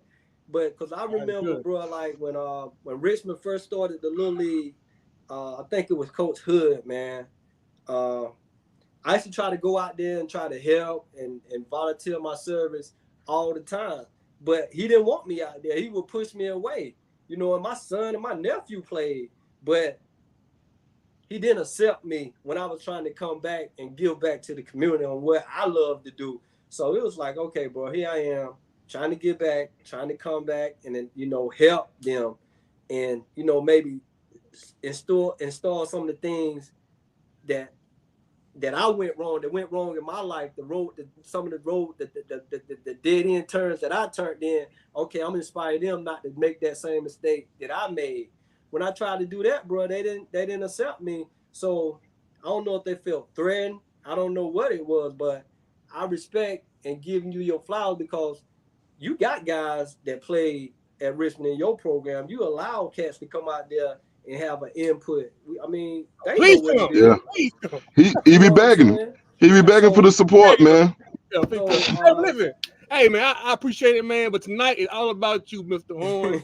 All about you, baby. So now we at Clemson. We went 4 years, correct? Well, nah. I actually, I got through. Well, I got into a fight, man. We had played Carolina, and we played Carolina. This is the first game of the year, and I mean they smashed us, bro. I mean they smashed us, and we got into a fight. The football team got into a fight with the fraternity, the Sigmas. Oh. So boom, I'm fighting the dude. We all fighting. I ain't gonna say me, but for some reason, I was the one to get in trouble. I was a little rougher than the others. I took my man necklace, so I'm wearing my man necklace around campus and all that. I'm thugging. I'm Richmond County. I'm thugging. I got the homie coming on the weekend. Whoop the whoop. All I do is make a phone call. They coming.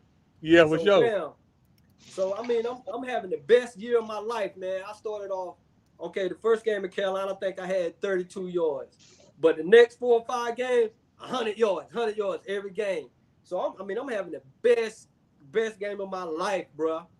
And I remember one of the last plays we playing Georgia Tech. I dived out, caught the pass, boom, and that was the last play of that year. So I got put on probation, right? I didn't supposed to be around the guy that we had gotten into a fight with. So boom, we at the cal, everybody sitting in front of Shaletta, hanging out in front of the bench. So the guy walked by, whoop the whoop, whatever happened. So he go tells on me. So I got through out of school for a verbal assault. So that ended my career. So I got through. So is this your junior year? This was like my sophomore year. Oh wow. So I left as a junior. So this was like my sophomore year. Boom, got thrown out of school. I had got a daughter. Had got a job at Purdue. Third shift. Went to Purdue, sitting in the parking lot. Man, I ain't going here. I got a phone call. My homeboy like, yo, we about to go to New York. You coming? I already know what was going on. I'm like, yeah, I'm coming. Let's roll. Hopped in that car, went to New York. Up there for a while. Got busted for trafficking. So I'm in jail for trafficking, bruh. Trafficking, conspiracy, and all that. Talk about highs and lows, man. Good High and Lord. low. So my bond was like 50,000. Boom, we go that Monday for a bail reduction. Boom, got in front of the judge. Boom, boom, boom, boom. Got a bond of 750,000. As soon as I went back to the cell, I got into a fight, knocked the man out. Boom, knocked him out. Mad. He's like, oh, I had got a court-appointed lawyer. Oh, you going to jail? Your lawyers are drunk. Knocked him out. So here I am, $750,000 bond, right? Real talk. I call home. I like, Mom, don't even worry about me. I ain't never coming home. Where we gonna get $750,000 at? So boom, here I am, kicked out of Clemson. Now went to New York, got caught for trafficking. Bam, stayed in there for about 6 months, 8 months. I got I got a bond reduction. Got out, got a bond reduction, right? Got back into school. Went back to school. After a trafficking charge and being in jail for 6 months, you go back to school. Went back to school. Coach West called me, taught me on. So I got, I'm like, boom. So I got a pending charge in Massachusetts. Got to school. My homeboy Dexter McLean came back. So he not brought bottles of Hennessy, all that. So I'm drunk. My homegirl let me drive her Acura Integra. I'm driving through the city, drunk. Bloop, bloop, woo. Got pulled over for a DWI. So I'm getting ready to get bunded out. I got a bench warrant for Massachusetts. They're not implicated to a robbery. My homeboy now robbed somebody and told him it was me. So bam, you know, they had to call Massachusetts and be like, yo, you gonna come get him? Y'all gonna come get him or whoop the whoop? They like, nah, we ain't gonna come get him. Got out of jail for that, bro. Came home for the weekend. Got into a fight. Boom, boom, boom, boom, at the Armory. Here I am shooting in the Armory. Boom, boom, boom, boom, boom. Shot up the Armory. Caught another charge. A shooting in a dwelling building. So here I am, bro, going to court for 3 different cases: trafficking, conspiracy, DWI, and shooting in a dwelling government official building, bro. You feel what I'm saying? And so, hey, man, God on your side, brother. I'm going through all, yeah, you're right. God was on my side always. So I'm going through all of this and still trying to make it in life, still trying to figure it out, still trying to make it through school, still just trying to maintain. Wow. And, bro, it was like, you know, if only about but the grace of God, bro, like, you know, I have to sit down and tell myself, like, bro, you really here for a reason. Like, so I had to wake up in life, you know what I'm saying? Because, bro, like, I've been blessed along the way. And like you said, man, my mom's a praying lady, bro. You know what I'm saying? Like, if it wasn't for my mom praying for me, I don't know where I would be. But, you know, I took it like a man. I never snitched on nobody. Mm-hmm. I went through it. Everybody, like, in the trafficking charge and the conspiracy charge, they wanted me to tell on who I was with. I'm like, nah, I ain't telling on nobody. They tried to give me a plea bargain for 2 years. I said, you gonna give me 2 years and you want me to tell on somebody? All right, bet it up. So everybody copped out to the charge. I like, bump it, I'm taking it to trial. So we picking out the jury, we picking out the people. And man, bruh, I'm telling you, that was like the scariest moment in my life. And I went to trial. My homeboy James Sinclair was with me. He was with me the whole time. Bubble. So boom, here we is up here, 3 or 4 day trial, going through the motion. Go to court, come back home. Took the trial. So I was the guy in the neighborhood that took care of the kids, made sure the kids ate, made sure the kids got up to go to school. And I never looked down on the people with the sickness, you know what I'm saying, the fiends. I knew it was a sickness. I come from a family of sickness. So I knew it was a sickness, you know what I'm saying? I knew it wasn't them. I knew it was the devil, you know, whatever. But I made sure everybody was straight. And bro, like, they really saved my life. They were like, nah, that young man, he went out here with them. Like, and I learned then, like, if you respect people in life, then, you know, it'll go a long ways. It'll go a long ways. Yeah. And end up getting probation on all the other charges. Clemson, I had to do probation. I had to be a trash man for like 2 weeks. I'm talking about, bro, I said, boy, I do not want to work hard. I'm talking about, you're a trash man. I'm riding on the truck, jumping in off on the truck, lifting the trash, putting it up. I'm talking about, it wasn't no, you know, it was all manual. It wasn't no robot. I'm like, bro, I can't do this in life. You know what I'm saying? And bro, but like, all the stuff that I went through in life, and that's not even all what I went through. You know what I'm saying? That molded me. That put me in another round of life.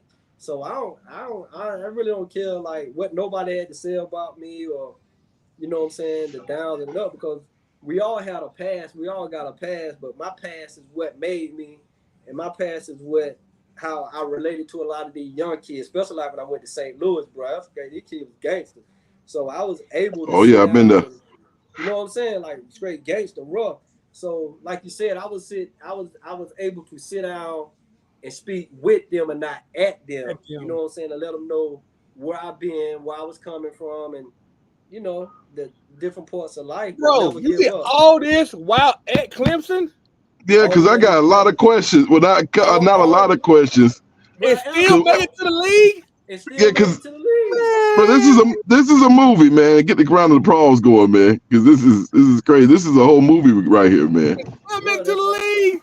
That's why I'm going to school now, if I can do my own movie and do my own documentary without nobody else getting paid. Amen. That's wild. It's gonna happen for you too, because everything you have has been done off, like, you know what I'm saying, like, one, I think we all can agree that you got favor. Most definitely. And it ain't fair. You know what I mean? So, so what's the Hey, time? bro, I didn't realize I had a favorite until I came off that being paralyzed, bro. You know what I'm saying? Because that was the moment I met God, bro. Like, you know, I had an out-of-body experience. I'm sitting there laying in the car paralyzed, and my body, my spirit leaves my body, and I'm standing beside God. You know, you can't see him physically. And I turned to God. I'm like, damn, God, is this how you gonna let me die? And you know what I'm saying? Like, and coming off that, I was like, bro, like, okay, you got favor, but didn't nobody, like, you know, even though I was going through all this, bro, like I was praying, I was reading my Bible, I was doing all that, but no one never saw that side of me. You know what I'm saying? They always saw the side of me getting in trouble and this and that, but they never saw what I was doing in the dark, what I was doing by myself. Like I said, I grew up and had faith and discernment, bro. Like God has always gave me discernment. He would always tell me, don't do it, don't do this. He would always show me stuff like what's gonna happen.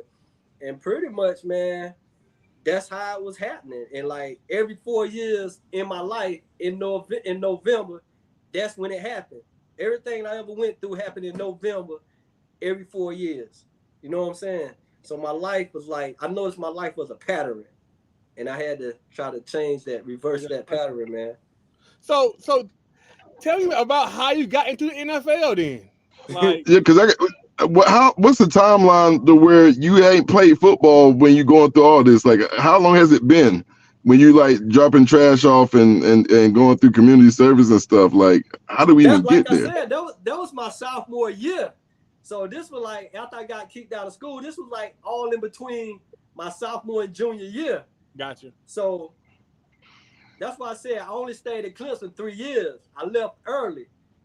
So I was like, after the season, I was like, man, I'm going to the draft. I'm going to the league. I gotta make some money. I should have stayed, but I was like, man, I'm going to school. I'm gonna try my luck in the NFL. So, but everything that was going on happened all within a year. You know what I'm saying? Like went to trial in a year. I went to 2 trials. I went to shooting in the dwelling building for a trial because I beat the dude up, and you know, whoop the whoop. And the trafficking and drug charge, that was a trial. Went to court. They handed me down this. So I did all this within a year. So did the agent reach out to you? Was like, or did you just like find your agent and it was like, Nah, I yo, mean, let's go ahead and try to hit these combines? Nah, I mean, you know, yeah, I got invited to the combine or whatever. I got invited to the combines. I really wasn't trained. I just went to a combine, ran like a 4.5, 4.6 or whatever. Because I wasn't like a 40-yard runner. I was more like 100. You know what I'm saying? Like 60 yards. I'm just that top speed at 60. So I was more of that. Didn't really have a good combine. Scouts came by. And I remember like talking to one team. The thing about it, bro, like it was like, you know how like I wanted it, but it was like I had a man on my shoulders talking to me. Like when I was, you know, you got to sit in the room at the combine and the teams will call you, right? So I'm like, the teams was calling my phone. They was calling the phone, but I didn't answer the phone, bro. I never answered the phone. I was scared to answer the phone. I didn't want to answer the phone. So I'm at college. I'm looking through a magazine and and I pulled through St. Louis, right? They had an article of the St. Louis coaches. I'm talking about all these coaches like 87 years old, 90. I'm like, man, I hope they don't draft me, boy. I don't want to play for all them old coaches. Real talk. So the call that I did answer, it was St. Louis. I went down, spoke to St. Louis, whoop the whoop, whoop the whoop. They interviewed me. End up draft day. You know what I'm saying? I know I was better than a lot of the receivers. I was a Blitnikoff finalist. I was the top 3 receivers in the world that year. Blitnikoff finalist. So I'm top 3 receivers in the world. Those charges. You feel me? That's crazy. Bro, like you said, it was them charges, man. And like I always looked down on myself. I never thought I deserved it where I was. No matter the work that I put in, I always felt like somebody deserved it more than I did, even though I put in the work. So boom, went to training camp. I mean, I'm out there giving it to these dudes, special teams. I'm out there giving it to cats. Boom, boom. So I'm starting to get the respect of the vets. Like, okay, Rook, Clemson, you know what I'm saying? That's what they call me. Clemson. You know what I'm saying? I'm not caught 90 balls the year before that, but I gotta make it on special teams right now. So I'm out here deep on cats, bro. Like I said, I was 190 looking like I'm 200 pounds. So I was like, okay, if you smaller than me, you done. If you my same size, you still done. Even if you bigger than me, you still done. You know what I'm saying? Like, that's the attitude I took. So boom, cut after cut. I just knew every cut. I was like, yeah, I guess I'll go pack my bag. Boom, made the first cut. Boom, made the second cut. Boom, T. Horne, you're on the team. And I'll never forget the day I made the team, bro. You know, we practicing. I'm sitting down here. I got my head down like, dang, I wasn't supposed to be here. You know what I'm saying? I'm still down on myself like I wasn't supposed to be here. So my coach named Wilbert Montgomery, he played in the league too. Wilbert Montgomery, yeah, he's a running back. Yeah, the Eagles. He was our running back coach. Yeah. So I guess he knew the feeling, right? He said, get your fucking head up. What you got your head down for? You earned this shit. You supposed to be here. And you know me, I'm thinking about like, damn, this dude here, he got a kid at home. He got a wife. Shit, you got a kid too. Yeah. What about your daughter? Correct. But I'm thinking about somebody else's feelings and somebody else's emotions. Yeah. Wasn't even thinking about mine. And at that point, bro, I said, yeah, you're right, coach. I belong here. And it was a wrap after that, bro. It was a wrap. How was it like playing for, you had Dick Vermeil? Dick Vermeil, man. Oh, man. Dick Vermeil, he probably the best coach. No, he is the best coach I've ever been around because he cared more about you as a person. You know what I'm saying? That's it, yeah. You know, like you can just speak to that dude, he'll go to crying. Oh. I saw him crying over Trent Green one time. I was like, this dude is emotional. He came from that was real, bro. That was real. We're gonna run around Kurt Warner, but that was real. That's the thing people didn't know about him. Like, he was so emotional. And he meant what he said, bro. And man, and what made him different? Like, he would invite every position group over to his house. You know what I'm saying? Week by week, we would drink wine with him, wife cook, or whatever. And you know, guys would die for that man, bro. They would go crazy for that man. But the year before we won the Super Bowl, he was a workaholic, bro. He was very old school. So it was like we was going through 3-day practice. I'm talking about like, boom, we hitting in the mornings. We hitting in the middle practice. We hitting in the afternoon practice. So we boycotted his ass. Excuse my language. We boycotted him. Like, we ain't going to practice. I'm like, what you mean, nigga? I'm a rookie. Hey, nah, they ain't about to cut me. I'm going to practice. So, you know what I'm saying? We end up boycotting him. And, bro, so he caught on to it. And then next year, boy, we came out rolling, man. But, you know, he always stuck behind me, man. And like I said, I had got suspended 4 games in the NFL as well. And I remember, man, the game before I got it, I already knew, you know what I'm saying? You knew the process. I already knew I was about to get suspended. And we had played Atlanta Falcons. Boom. Caught the ball like 3 yards deep in the end zone. 103, bro. It's like a punt return, but a kick return. I had to make like 10 the whole team miss. And so what was impressive was the play that what prompted that kick return was the play before that. I think it's the first time in NFL history, if we're talking about the same game. That was the different game. You talking about the back-to-back kickoff return. Yeah, what was the back-to-back kick returns? Yes. That was when we played Atlanta in St. Louis. Okay. That's when we played them in St. Louis. That's when I scored I had 2 touchdowns that game. I scored my first receiving touchdown that game and a kickoff return. Then 2 or 3 games later, we went back to Atlanta. And that's when I knew I was about to get suspended. Bam, ran it back 103. He came, you know, after I ran it, came to the sideline. I'm sad, down, knowing I'm about to get suspended 4 games. I let the guys down or whatever. He came, he put his arms around me. He said, young man, we're going to rally around you. Just go get yourself together, and we're going to be right there for you. And, man, I had to go to therapy. I was going to therapy, like counseling, like every day or whatever. And, you know, I had a failed drug test, but it was like dilute urine. Like, they couldn't read it. Like, they were like, too much water in here. And so that's how they that's how they gave me a failed drug test. But I'm like, bro, I'm taking 10 drug tests a month. Like, you know what I'm saying? Like, you get in trouble in college, you automatically come into the league on basically probation. So I'm taking like 10 drug tests a month, bro. Hey. And like, they ain't gonna tell you when they gonna drug test you. Man, I can be in Miami, bro, on vacation. I get a phone call. Yeah, we need to drug test you, bro. I not got drug test on the side of the road, and I pulled over, had to go in the bathroom in the convenience store and take a drug test. Man, it was wild, bro. It was wild. Hey, I'm gonna pocket watch a little bit.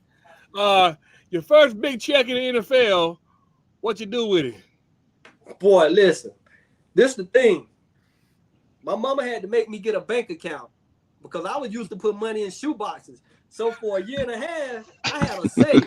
I did not open up a bank account, bro. I had a safe, so my mama had to make me get a bank account. And then I lost the key to the safe. Oh Lord! Oh my God, boy, I went crazy. But what made me different, bro? Like, and a lot of people didn't know, like. When I was getting checks, they'll be like, okay, what you want to do with this money? So it was like, I would get half, but I was like, put half out. They were like, okay, if you put this half up, we'll match it. I'm like, you gonna match it? If I put 5,000 of my own money up, you gonna give me 5,000 more? I'm like, what? So it was like, shoot, I don't care about that. So basically, I was stacking money, bro. I was stacking money, and I put it into like this safe. I put it into an account where I could touch it. I couldn't touch it until I was, 30 years old, bro. And so a lot of money, I had diverted and put it over until I was 30. So it was like, okay, I wasn't living that famous, glamorous life, which I wasn't into that life no way. Never the rims. You know, I was always low with my money.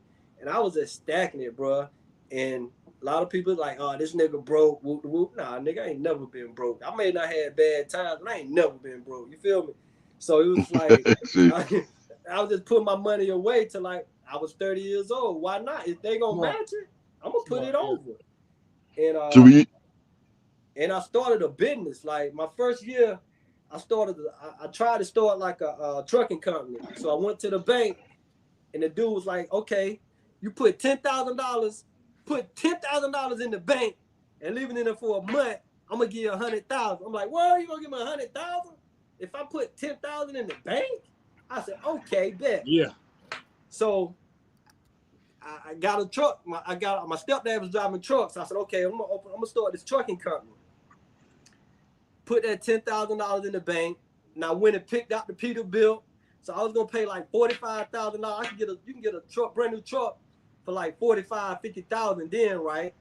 So boom, I put that 50. I was gonna take the 50,000 to put it, to buy the truck cash. Then I was gonna take the other 50 and leave it for like maintenance and wear and tear like that. So here I am, I'm going back dancing. Yeah, I'm about to get this $100,000. I don't even need NFL. I'm about to get this grand. So bam, man, went back to the bank. The dude hurt my heart. He hurt my heart. Like, bro, like, I'm sorry, Mr. Horne, we can't even give you the money. Somebody had not went and was spending the $10,000 out the account. And that way. Yeah, man, and it taught me a lot about everything, family, everything, bro. And at that moment, I already didn't trust people, but at that moment, I really didn't trust nobody. You know what I'm saying? Like, I ain't want to start no business. Nah, don't come talk to me about nothing, boy. If it ain't if it ain't the homeboy talking about this or that, I don't want to hear nothing. I need to see my money back in return, like ASAP now.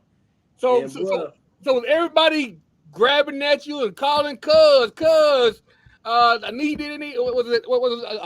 People just own you about money? Man, it was like that, but I did what I could for people, man. I did for what I could for people, and my thing was like, I wanted all of my little cousins, like I wanted everybody to experience the life I was living. You know what I'm saying? So like, all my cousins like Anti, Dro, Debo, Bushwick, you know, my brother Sid, like Thaddeus, Kelly, all the guys, bro. Like even the, you know what I'm saying, Ralph, Yomi, the Get Along Gang, G Money, everybody, bro. Like I wanted all these guys to really like. I wanted really my cousins. I wanted them to experience the life that I was living. So it was like I would bring them to St. Louis with me. I would, you know what I'm saying? I just wanted them to experience the life I was going through. But the thing I regret that I really didn't pay more attention to the females, like, you know what I'm saying? Like give them more authority in my life. And it really was a lot of guys, like a lot of yes dudes. Really wasn't nobody around me like, nah, you don't need to do this, you don't need to do that. Now Eric Crump, that nigga stayed on me. Eric Crump, he stayed on me. He made sure. And I met a guy in St. Louis named Big L. I call him Big L. He was probably one of the richest. No, he was the richest dude in St. Louis back then, bro.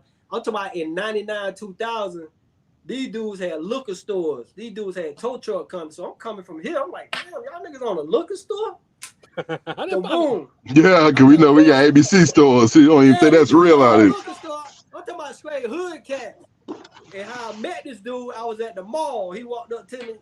What up, nigga? You know, they talk different, like, you Horne, ain't you? I was like, yeah, I'm Horne. What's up with you? I met him and Method Man the same day. He was like, hey, nigga, think you can get me some tickets to the game? I was like, yeah, I got you. We changed numbers, so I got him like 5 tickets. So not only did I get him tickets, I got him backstage passes. So like after the game, you can come and, you know, meet the player. You was made now. I got him there. So he was like, oh, nigga, I thought you were going to be one of them square dudes. I thought you were going to be one of them doo-doo-woo-woo. And turned out, you know what I'm saying? I still talk to this dude to the day, bro. And I did biz with him in Leavenworth, all of that. That's still my best friend today. But he used to always tell me, because I was wild, bro. I get on that Hennessy, I was straight wild. Get in the club, take off my shirt. Hey. Yeah, 21 running wild. They're like, boy, you in St. Louis, you can't be doing this, boy. These niggas will kill you out here. I'm like, I'm from the county. I'm good. I'm from the county, boy. You hear me? So I'm and I'm talking about he's the biggest guy in the city, but bro, like I had so much respect in the city, the gangsters, the chicks, like everybody respected me, bro.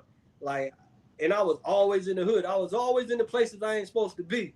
And they like for real, and they respected that. Nigga, I'm in the hood, like the hood. Pink slip, comfortable in those places. I'm out there, like out there for real. So they knew me. They knew what I was on.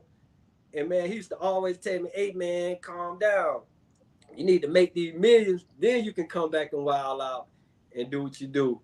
So you know what I'm saying? I've always had support, man. I always had people that saw the best in me and had faith in me that I ain't even see it in myself, to be honest, bro. We got a question in our comments that I remember back in the day watching that Nas video when you flashing that ring across. I wanted to talk about that, man. Is there like affiliation of, you know what I'm saying, y'all kin to Nas? Because I used to hear that y'all was kin to Nas. Yeah, that's my first cousin, bro. That's first cousin right there. Like our grandmothers or sisters. Like he's my GOAT, by the way, FYI. You know what I'm saying? I do this argument all the time. You know what I'm saying? My top 5. But see, bro, that's the thing about it. Like my family's so talented. Like I'm kin to Malcolm X. You know what I'm saying? Like my cousins. Like, but yeah, bro. Like, you know, I used to chill with Nas, the videos. We used to hang out a lot. You know what I'm saying? Still kicking a lot. Still there. Back then, I used to think he was so boring because he like used to read a lot, used to be to himself a lot, and you know I was wild. I was like, yo, man, let's do it, let's go. Like, hey, bro. You was jungle somewhere. Yeah, but you know, he used to tell me, man, like he used to school me or whatever. I was just wild, bro. I was just wild, man. I was wild for real. Let me ask you a question. Oh, go ahead, Carter. So I know, even me, I don't live with regrets. But as far as your NFL career, do you have any regrets? Nah, I have no regrets because a lot of people don't know, bro. Like everybody think, he got kicked out the league. He got kicked out the league. I ain't get kicked out no league. I split my sesame bone in half. So I was in a cast for like 6 months. And I actually, after I came out of that, I had to learn how to walk again, bro. So when I came back, I was never the same, bro. You know what I'm saying? I just didn't have that push off and go. So I went to Kansas City, and I was just bad, bro. Like I didn't have my speed no more. I didn't have that get go, and I went to the Canadian League for 2 years to try to get it back, and I could never get it back. And then I started training. I had like over the next 2 or 3 years, I started training, bro, and I was finally healthy again. By this time I was running 4.3s and all that, and I went to Green Bay. I got back in the league. I was going to play at Green Bay, bro. And I took a physical. And come to find out, I had a crack in my neck, bro. And so this whole time I'm playing football, I had a crack in my neck and didn't even know it. And I was like, I gave it up. I retired, bro. Because they was like, man, you could fall wrong and be paralyzed. And I just gave it up, bro. Look, let's go back because we ain't done yet. Super Bowl, that magical season, man. How did it feel on that ride with the guys, man? Because y'all went 2-14 the previous year, right?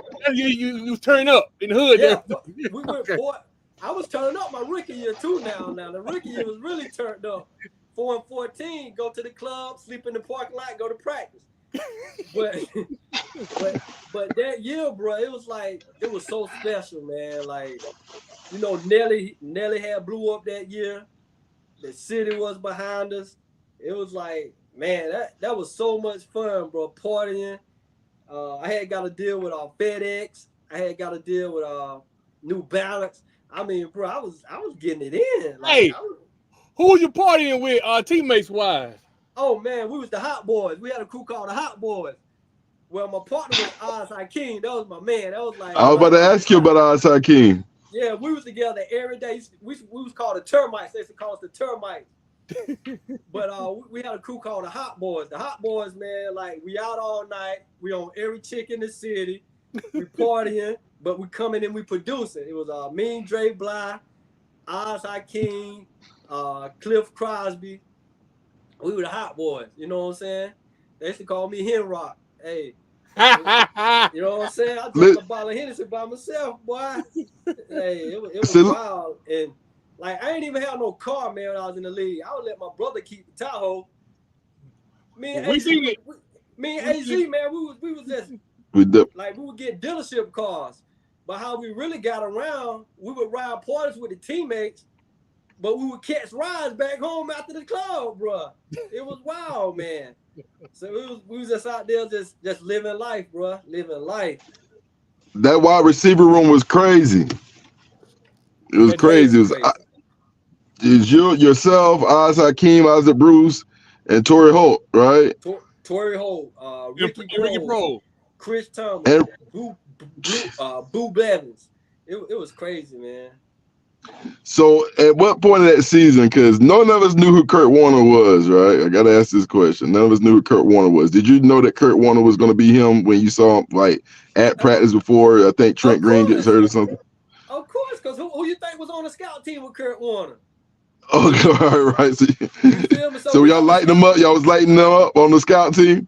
Yeah, man, we on the scout team. I go, we all like, yeah, I'm Jerry Rice today. You know you got to be somebody off the scout team. I'm like, yeah, I'm going to get me 100 today. So it was like, you was showing them in practice who you was. I mean, you go out there, I know I'm going for 300 in practice. So everybody knew Kurt Warner could throw it, but the thing about Kurt Warner, bro, he was a better basketball player. Like, he was an athlete. Like, that boy could shoot that rock, man. Kurt Warner didn't know that. Rock. Athlete, yes, Kurt Warner? Kurt Warner, boy. And you remember London Fletcher, the little linebacker? Yeah, linebacker, bro. Yeah. You remember? A monster. Yeah. Man, look, he could dunk. And the thing about him, He went to college. He went to John Carroll University, a D3 school on a basketball scholarship. So, bro, like my whole St. Louis team, you know what I'm saying? We was all athletes, bro, like straight athletes. Like it was crazy. Like we used to play the police department and the fire department's like charity game. Man, we out there roughing them up. I mean, straight giving it to them, bro. We got a question in the comments that ask about Leonard Head Little from Asheville. Oh, that's my guy. You know, Leonard Little, man. He played linebacker. D-line? Linebacker, okay. D-end linebacker. But actually, I met Leonard in high school. When we played him in high school, we played Asheville. Mm-hmm. And I remember them boys getting off the bus, man. I was like, oh, my God. You talking about some big boys? When them mountain boys stepped off that bus and they had them names on their backs. You already knew. King, Leonard Little. I'm talking about, man, them boys ran through us. So I kind of knew him from high school, and then he went to Tennessee, and I went to Clemson. And it was like, okay, you from North Carolina? I'm from North Carolina. It was like, boom. That was even a more bun. You feel what I'm saying? Would you say the Super Bowl is the biggest stage that you played on? Is there anything like it? Was there any? My bad, Carter. I mean, I don't know. I heard people say that Richmond and Scotland was a great game. I'm like, not the Super Bowl, but talk to me. I don't even care about Richmond. Like, to be honest, when I left Richmond, I never even went back to a game. So I don't even, like, I didn't see my brother play. I didn't see Rabbit play. I didn't see a lot of people play football. Richmond, I don't even put Richmond on a pedestal for me. Correct. You know, so I can't speak for nobody else. I'm just speaking for me. I think about more of my track career with Coach Bishop. When I think about Richmond, I think about Coach Bishop. You know what I'm saying? My track career. I don't even think about football or whatever. That's nothing. But I mean, and that was Coach Bishop was Chuck Bishop. Chuck, that's his son, Chuck. Chuck Bishop. Son. Okay. Yeah, Charlie Bishop. Okay. Charlie Bishop. Okay, got you. Yeah, heard him a few times on here. He had a big influence in my life too, bro. Like me and Billy Harris, God bless the dead, we used to be out on that block Friday night. He come pick us up on Saturday morning. We out all night. Hot almighty. Y'all want to sell drugs or y'all want to run track? That's what he was saying. You do both, Coach. and look, and he would pick us up from that block, and we would go out there and outrun everybody, bro. But you know, but the Super Bowl definitely, man. Like you said, go back earlier. Like not only did I go to the Super Bowl, I was the Super Bowl captain. Like my team, you know what I'm saying? My team picked me to be the captain. So, bro, like that was a big moment for me. Like to give my moms and my aunts ticket to come to the Super Bowl, man. And then that had to be crazy. That was crazy, but probably the biggest was like after winning the Super Bowl, we had a party. Then we went to another party. Then get in at 5 o'clock that morning, and we got aboard the plane to go back to St. Louis at 9 o'clock that morning. As soon as we get off the plane, we're going downtown to the parade. Now that's where that thing right there, that parade, buddy. Like it was lit. City, and you got the whole city out, and you coming through on the float. Man, it felt like a God, bro. It felt like God. Like it's something like that in life that nobody can take it away from you. I don't care what happened in life. You always gonna be a Super Bowl champion. Woo! They can never take that, bro. Never take it from you. They can never take that. I don't care what they say about Horne. They like, he sold the Super Bowl. Yeah, right. I sold the put on my Super Bowl ring. I've been seeing the whole interview like that. You know what I'm saying? You know what I'm saying? And that was a big moment for me too, man. Like the day we actually got the rings. That was like, wow, dude. Like, that was, you know what I'm saying? You said you wanted to go to Clemson. You said you wanted to go to the NFL and play in the Super Bowl. Boy, not only did you go, you were Super Bowl captain and you fulfilled it. And it was like, boy, like it.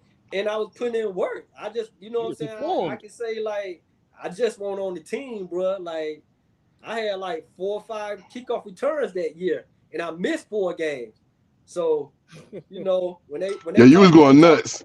When they talk about the best kickoff return, I mean David Hester, I like him and I respect his work. But bro, I put in a lot of work in 3 or 4 years. You know what I'm saying? Like, if I would have just kept playing, I know I would have made it to the Hall of Fame, bro. Like, Ain't no doubt in my mind. Yeah. You know what I'm saying? I know I would have got better. You my Hall of Fame. That mean You know what I'm anything. saying? Mine too. Let me get a round of applause for that, Carter, because definitely not Hall of Fame. Most definitely. We're gonna get a round of applause for that one for real, man. But it is getting late. It's a Thursday night. It's gonna work. I just want to end this thing with thank you for gracing our podcast, giving your time, energy, your stories. I think I got a million more. Just tell the folks. No. I'm sorry. Tell us about the accident first, because I don't want to miss that, because that's a very important part Please. of the story. Man, it was just ripping and running these streets, bro. Like, not getting no sleep, staying up 3 or 4 nights in a row, city to city. Woke up one morning, get ready to go take my daughter to school. Tried to miss a deer, ran into an embankment. I wasn't even speeding. I probably was going like 50, 55. Ran into an embankment, crashed. Couldn't move. Didn't think I was paralyzed. Laid on the side of the road for like an hour and a half before somebody even stopped to help me. So I'm just fighting, bro. I'm just fighting. You know, only thing I can do is shrug my shoulders to stay alive. So I'm going in and out, blacking out, and you know, after an hour and a half laying the road, my man, the dude from the city, he pulled over to help me, and you know, I think, boy, I probably had some guns in the car. So the first thing I did, I said, "Look, man, take these guns out the car. Take these guns." I ain't even be like, call the ambulance. I'm like, "Look, get these guns." And he got him, whoop, called the ambulance. and I tell you, bro, they picked me up. They took me to Albemarle, and they were like, "We got to take you to Charlotte." They were like, "We're gonna put you in a helicopter." I'm like, "Nah, don't put me in no helicopter. I'm thinking about the bill." I'm like, "Nah, don't put me in the helicopter." I'm thinking about that bill. I'm like, "Look, I'm not laying on the side of the road. I'm not laying on the side of the road for an hour and a half. I'm gonna make it." You know what I'm saying? I may be messed up, paralyzed, but I'm gonna make it. So they took me to Charlotte, and you know, they told me what was happening. I had to do emergency neck surgery. They told me I had a broke neck, a lot of bones broke in my head. Pelvis was messed up. Got a broke pelvis and all. And the next day after the surgery, the doctor came in, and he was like, you know, you paralyzed from the neck down. You probably won't be able to walk again. So when he told me that, I was like, damn, it soaked in, it sinked in. So my brother came to see me the next day. He was like, I was like, "Hey, bro, they probably told me I'll never walk again." He like, "Man, fuck that. Fuck what they talking about, bro. You gonna walk again. You gonna walk again." And probably like 3 or 4 days later, the same dude that pulled over side the road, he walked into the hospital room. He was like, "Yeah, bro, I just got off the plane off my honeymoon from Hawaii. I just wanted to come check you out. Whoop de whoop." And that meant so much to me, man. You know what I'm saying? Because a lot of people didn't come see me, family, nobody, bro. You know, didn't nobody really come check for me, man. And I can name on my hand who came to check for me. All the gangsters came to check for me. God, and all the cats that came and checked them, all the gangsters, God bless the soul, they all dead. Carlos, Status, and Kelly, the Collin boys, and my cousin Elo, they all came and checked on me, but I didn't get a chance to see them that day because I was in so much pain. Dre Bly, he kept checking on me. Leonard kept checking on me. Brandon Streeter from Clemson, he kept checking on me. And Will McDonald. Pastor Will McDonald. Pastor Will McDonald. Pastor Will McDonald. I just call him Black Cop because I was telling you, Phil Sweat, boy, you work for Phil Sweat. You the police. And for real. And he came and checked on me, bro. And like there was one of few that came and checked on me, man. But you know that's what kept me going. And I believed it when they told me I'd never walk again because I actually wanted to kill myself, bro. And if I probably could have had used my hands, I probably would have killed myself, overdose or so. And here I am being so independent in life, paralyzed. I can't even I can't even move. I couldn't even scratch my neck. I can't even scratch my head when it's itching. And I had to blow on a tube just to like to wheel my wheelchair around, to answer the phone, to watch TV. I had to blow into a tube or whatever. And man, I was like, dang, boy, you can't have sex no more. You can't do none of that, boy. Them days over, like Jesus. And I just went through the process, man. And one day I woke up, I got a feeling in my hand. And I was like, oh, smack. Okay. And I always prayed, and my mom, she was praying. She would say, God will never start nothing and leave it void. I was like, man, I don't want to hear that today, man. I don't want to hear that. And I just started going back to therapy, bro. And my daughter, she was in the debutante ball. So I was like, okay. And I promised my daughter, like, babe, I'm gonna walk you down this aisle. Like, I'm gonna be there for you. I'm gonna be there. It was like a year later. I'm gonna be there for you. I'm coming through this. Mm-hmm. And so I'm in the wheelchair. I'm going through therapy, but at this point, I had not got so strong I could get up and move. But I didn't let nobody know I could do that, right? Like, I would do it at night. I would do it when nobody was watching. I would get on my bed and I would do stuff. I would do like. Remember I said earlier, you were working with nobody watching. Working when nobody was watching, you feel me? And so one day I got out the bed and I came walking. Everybody like, I was tiptoeing. So only like my girlfriend at the time, Tanya, my daughter Tana May, my daughter Amari, Maya, and Oopsie, those the only one that see me move, right? So debutante ball said he down in his tuxedo, he ready to go. So I'm coming rolling in the wheelchair. So then nobody know I could walk. I ain't been to no debutante practice or nothing, bro. So I'm like, boom, boom, boom. Get there. I said, don't worry about it. I got it. He's like, what you mean you got it? I said, yo, I'm a walker.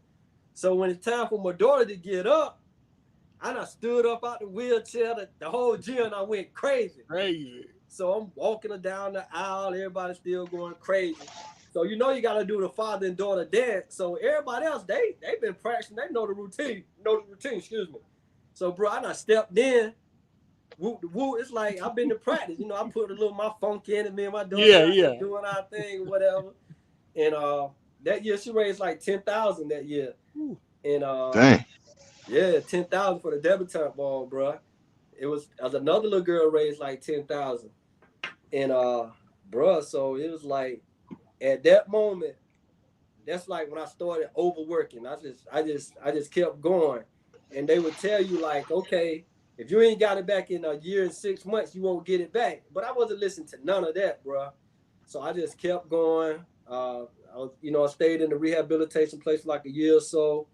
And I was just going through therapy for the next 5 years of my life, bro. Like, you know what I'm saying? Just going through it. And I really didn't start feeling like, you know what I'm saying? I had to get my self-confidence back, my self-esteem, all that, bro. So I really didn't start feeling like myself till last year, bro. I started doing CrossFit. You feel what I'm saying? Everybody like, nigga, you doing CrossFit? Like, bro, like, how you doing this? I'm talking about, bro, I'm doing wall stands. If you know about CrossFit, you know you doing crazy stuff, bro. Yeah. So I'm doing wall stands, wall walks on my hand and all that, bro. Hand clean, power cleaning, all that, bro. So it was like, okay. It goes to show, man, you know, how being motivated and persevering and going through so much in life, you know, you just can't give up on yourself at all. You know what I'm saying? At all, bro. At all. And it just shows your favor, man. It shows that everything is meant to happen. You know, you're meant to be an inspiration on the field, off the field, and you're actually also, you know what I'm saying? Right. So tell the folks what you have going on right now, man. Man, I'm going to tell you like this, first of all. Never give up on yourself. Always put God first. I don't care what you're doing in life, how you living. Put God first. Seek God. Talk to him. Get to know him. And he'll clean up the rest of it. I don't care what you do in your life. But, I got a little lot. I try to stay into everything. You know, I got a beauty supply store in the Albemarle. I had that open since 2013. I got that going. I got a restaurant in Rockingham called Grill 730, but like I said, that's my little man lounge. I ain't really opened it yet or whatever. I not had it since 2015. It's just sitting there basically. I got a bag line out called Denise Lee. Denise Lee got a bag line out, clothing line out. Right now, you know, like I supposed to have dropped my book in December the 20th, February the 22nd, Super Bowl, but I had to back out of that deal because the publishing company, they wanted my royalties and they wanted this much off a book. I'm like, nah, I ain't no dummy. I only collect royalties. I ain't giving you my royalties. So I had to pull back on that. So now I'm going to school, film and television schools, you know, to learn how to make movies and documentaries. And that's the freshen up my mind so I can finish writing all the books and, you know, and make these movies and documentaries so I can come back and put some of this stuff that we talk about on big screen and, you know, and put some people in different places in life, man. You know, I feel like I'm good in life. So, you know, I want to bring some people up. And I just want to continue to do what I'm doing and try to give back as much as I can, create some scholarships and stuff like that, man. I got a lot of stuff I want to do. Well, gonna do in life. I'm not gonna say I want to do it. I'm gonna do it in life. So I say in the next year or so, man, I got a lot going on, a lot on my plate. I need to get some rest, to be honest, for real. But, well, you know, we need everybody watching to support everything that Horne has. If I can help in any way, we down to do whatever. One last thing before we get out of here, man. I want to end on a positive note. You know, me, Kev, all about the youth. You know what I'm saying? So, yes, sir. If there's a kid that's going through something right now in high school, middle school, in the streets, or making wrong decisions, but still got dreams and aspirations, you being one of the best role models or figures to look at, give them some words of encouragement, if you don't mind. Man, just be you. First and foremost, be you. Don't try to change up for nobody else.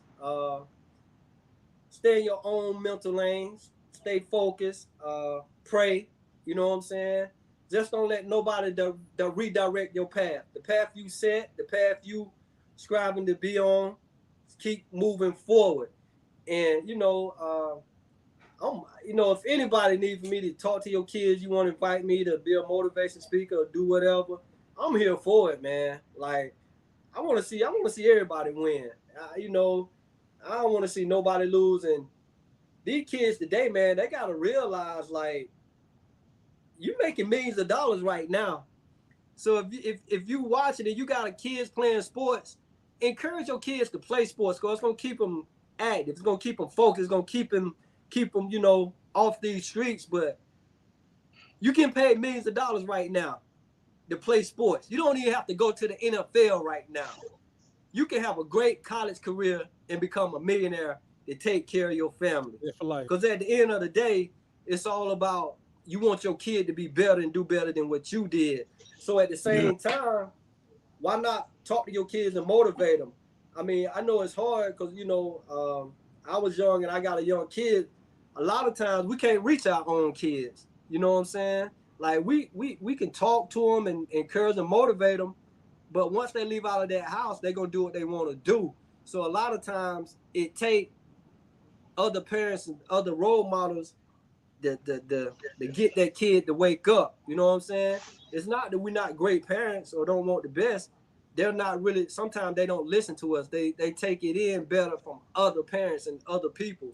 So, you know, just stay motivated, man. And it doesn't matter how old you are or where you've been at in life. God can always redirect your path and change your heart and your mind. It's all about that mind, man. Whatever you want to do, I don't care how old you is. You're never too old to redirect your life. You're never too old to go back to school. I'm in my 40s and I'm in school and I'm like, wow. And I'm running around with these little young kids and they're looking at me like, oh, I thought you was 25. And nah, bro, you like, I'm old enough to be your daddy. Like for real, like. But you know what I'm saying? Never give up on life.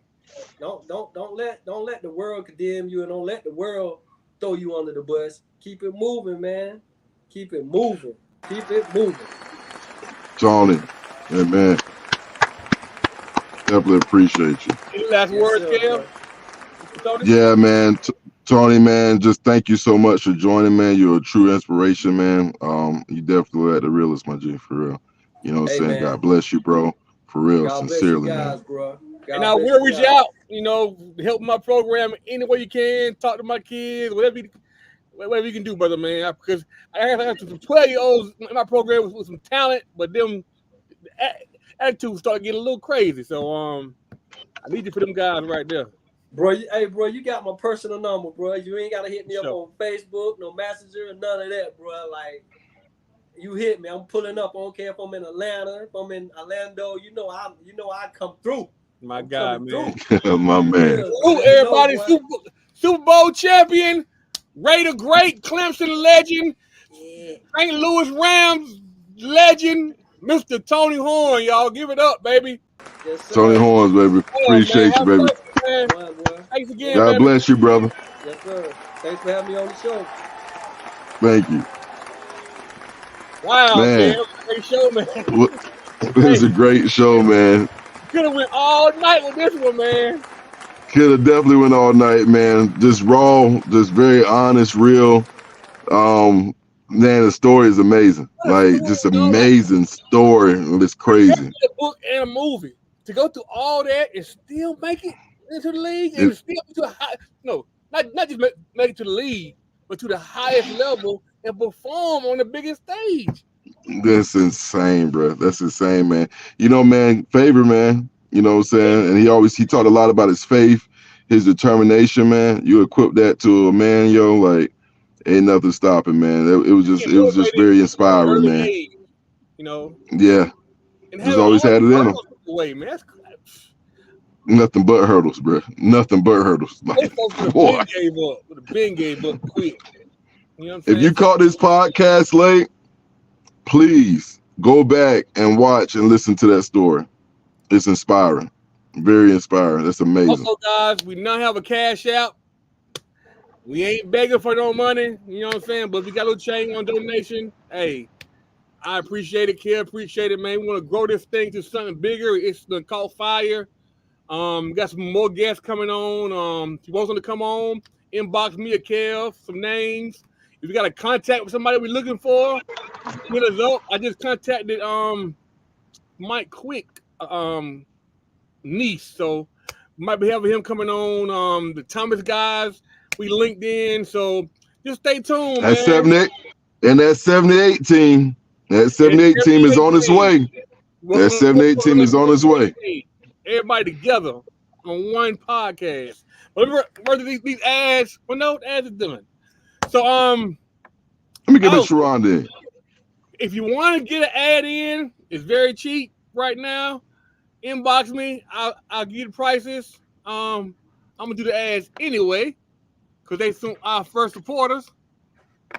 All right, this is Miss Sharonda Smith, your go-to NC realtor with Keller Williams Pinehurst, proudly serving Richmond, Scotland, Moore, and surrounding counties. Whether you're buying, selling, or investing in real estate, Sharonda is here to guide you every step of the way.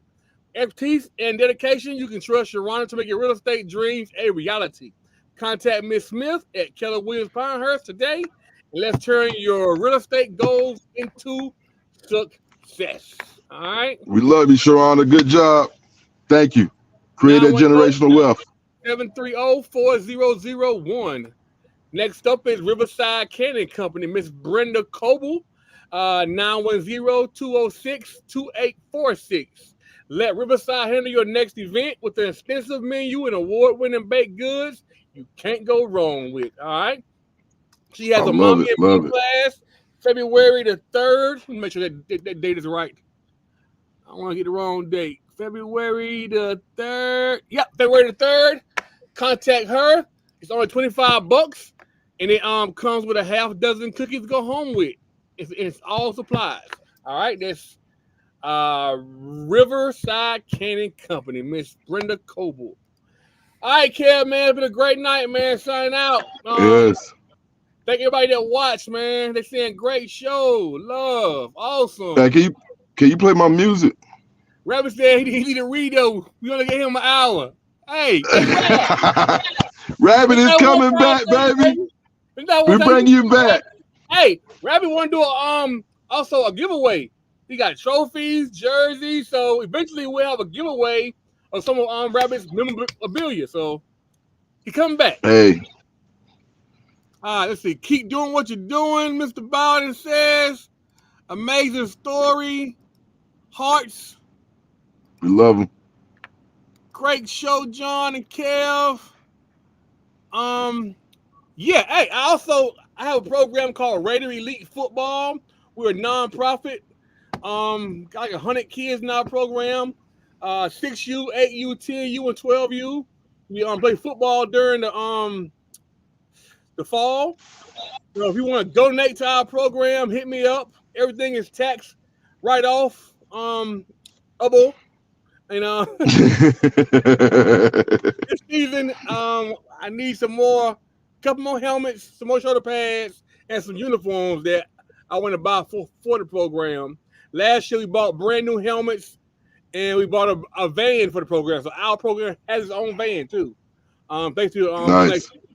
But besides that, man, we are out of here, man. Thank you, everybody. We out. We got Horne in the comments now. Liv said, great job. All right, y'all, and be blessed, hey, man. Thank y'all for supporting us, man. We love y'all. Thank y'all so much. Play my theme music, Carter. Play my music. Young Play Rich. it. And Ray. Young Rich.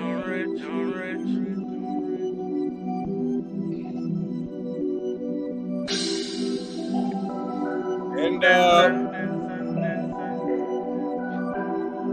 Richmond County stand up. Richmond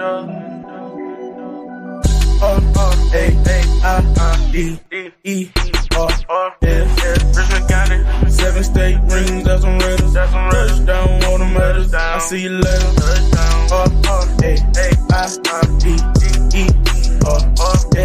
Richmond Raiders.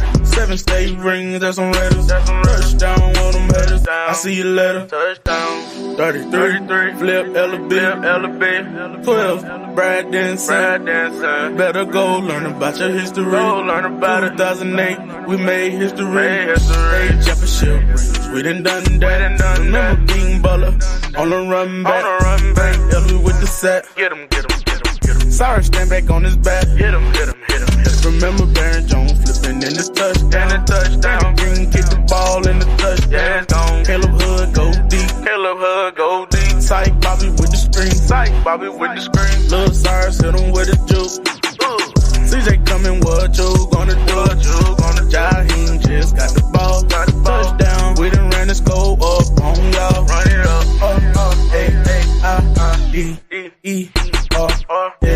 Richmond County. 7 state rings, that's some Raiders. Touchdown, all them headers. I see you later. Touchdown.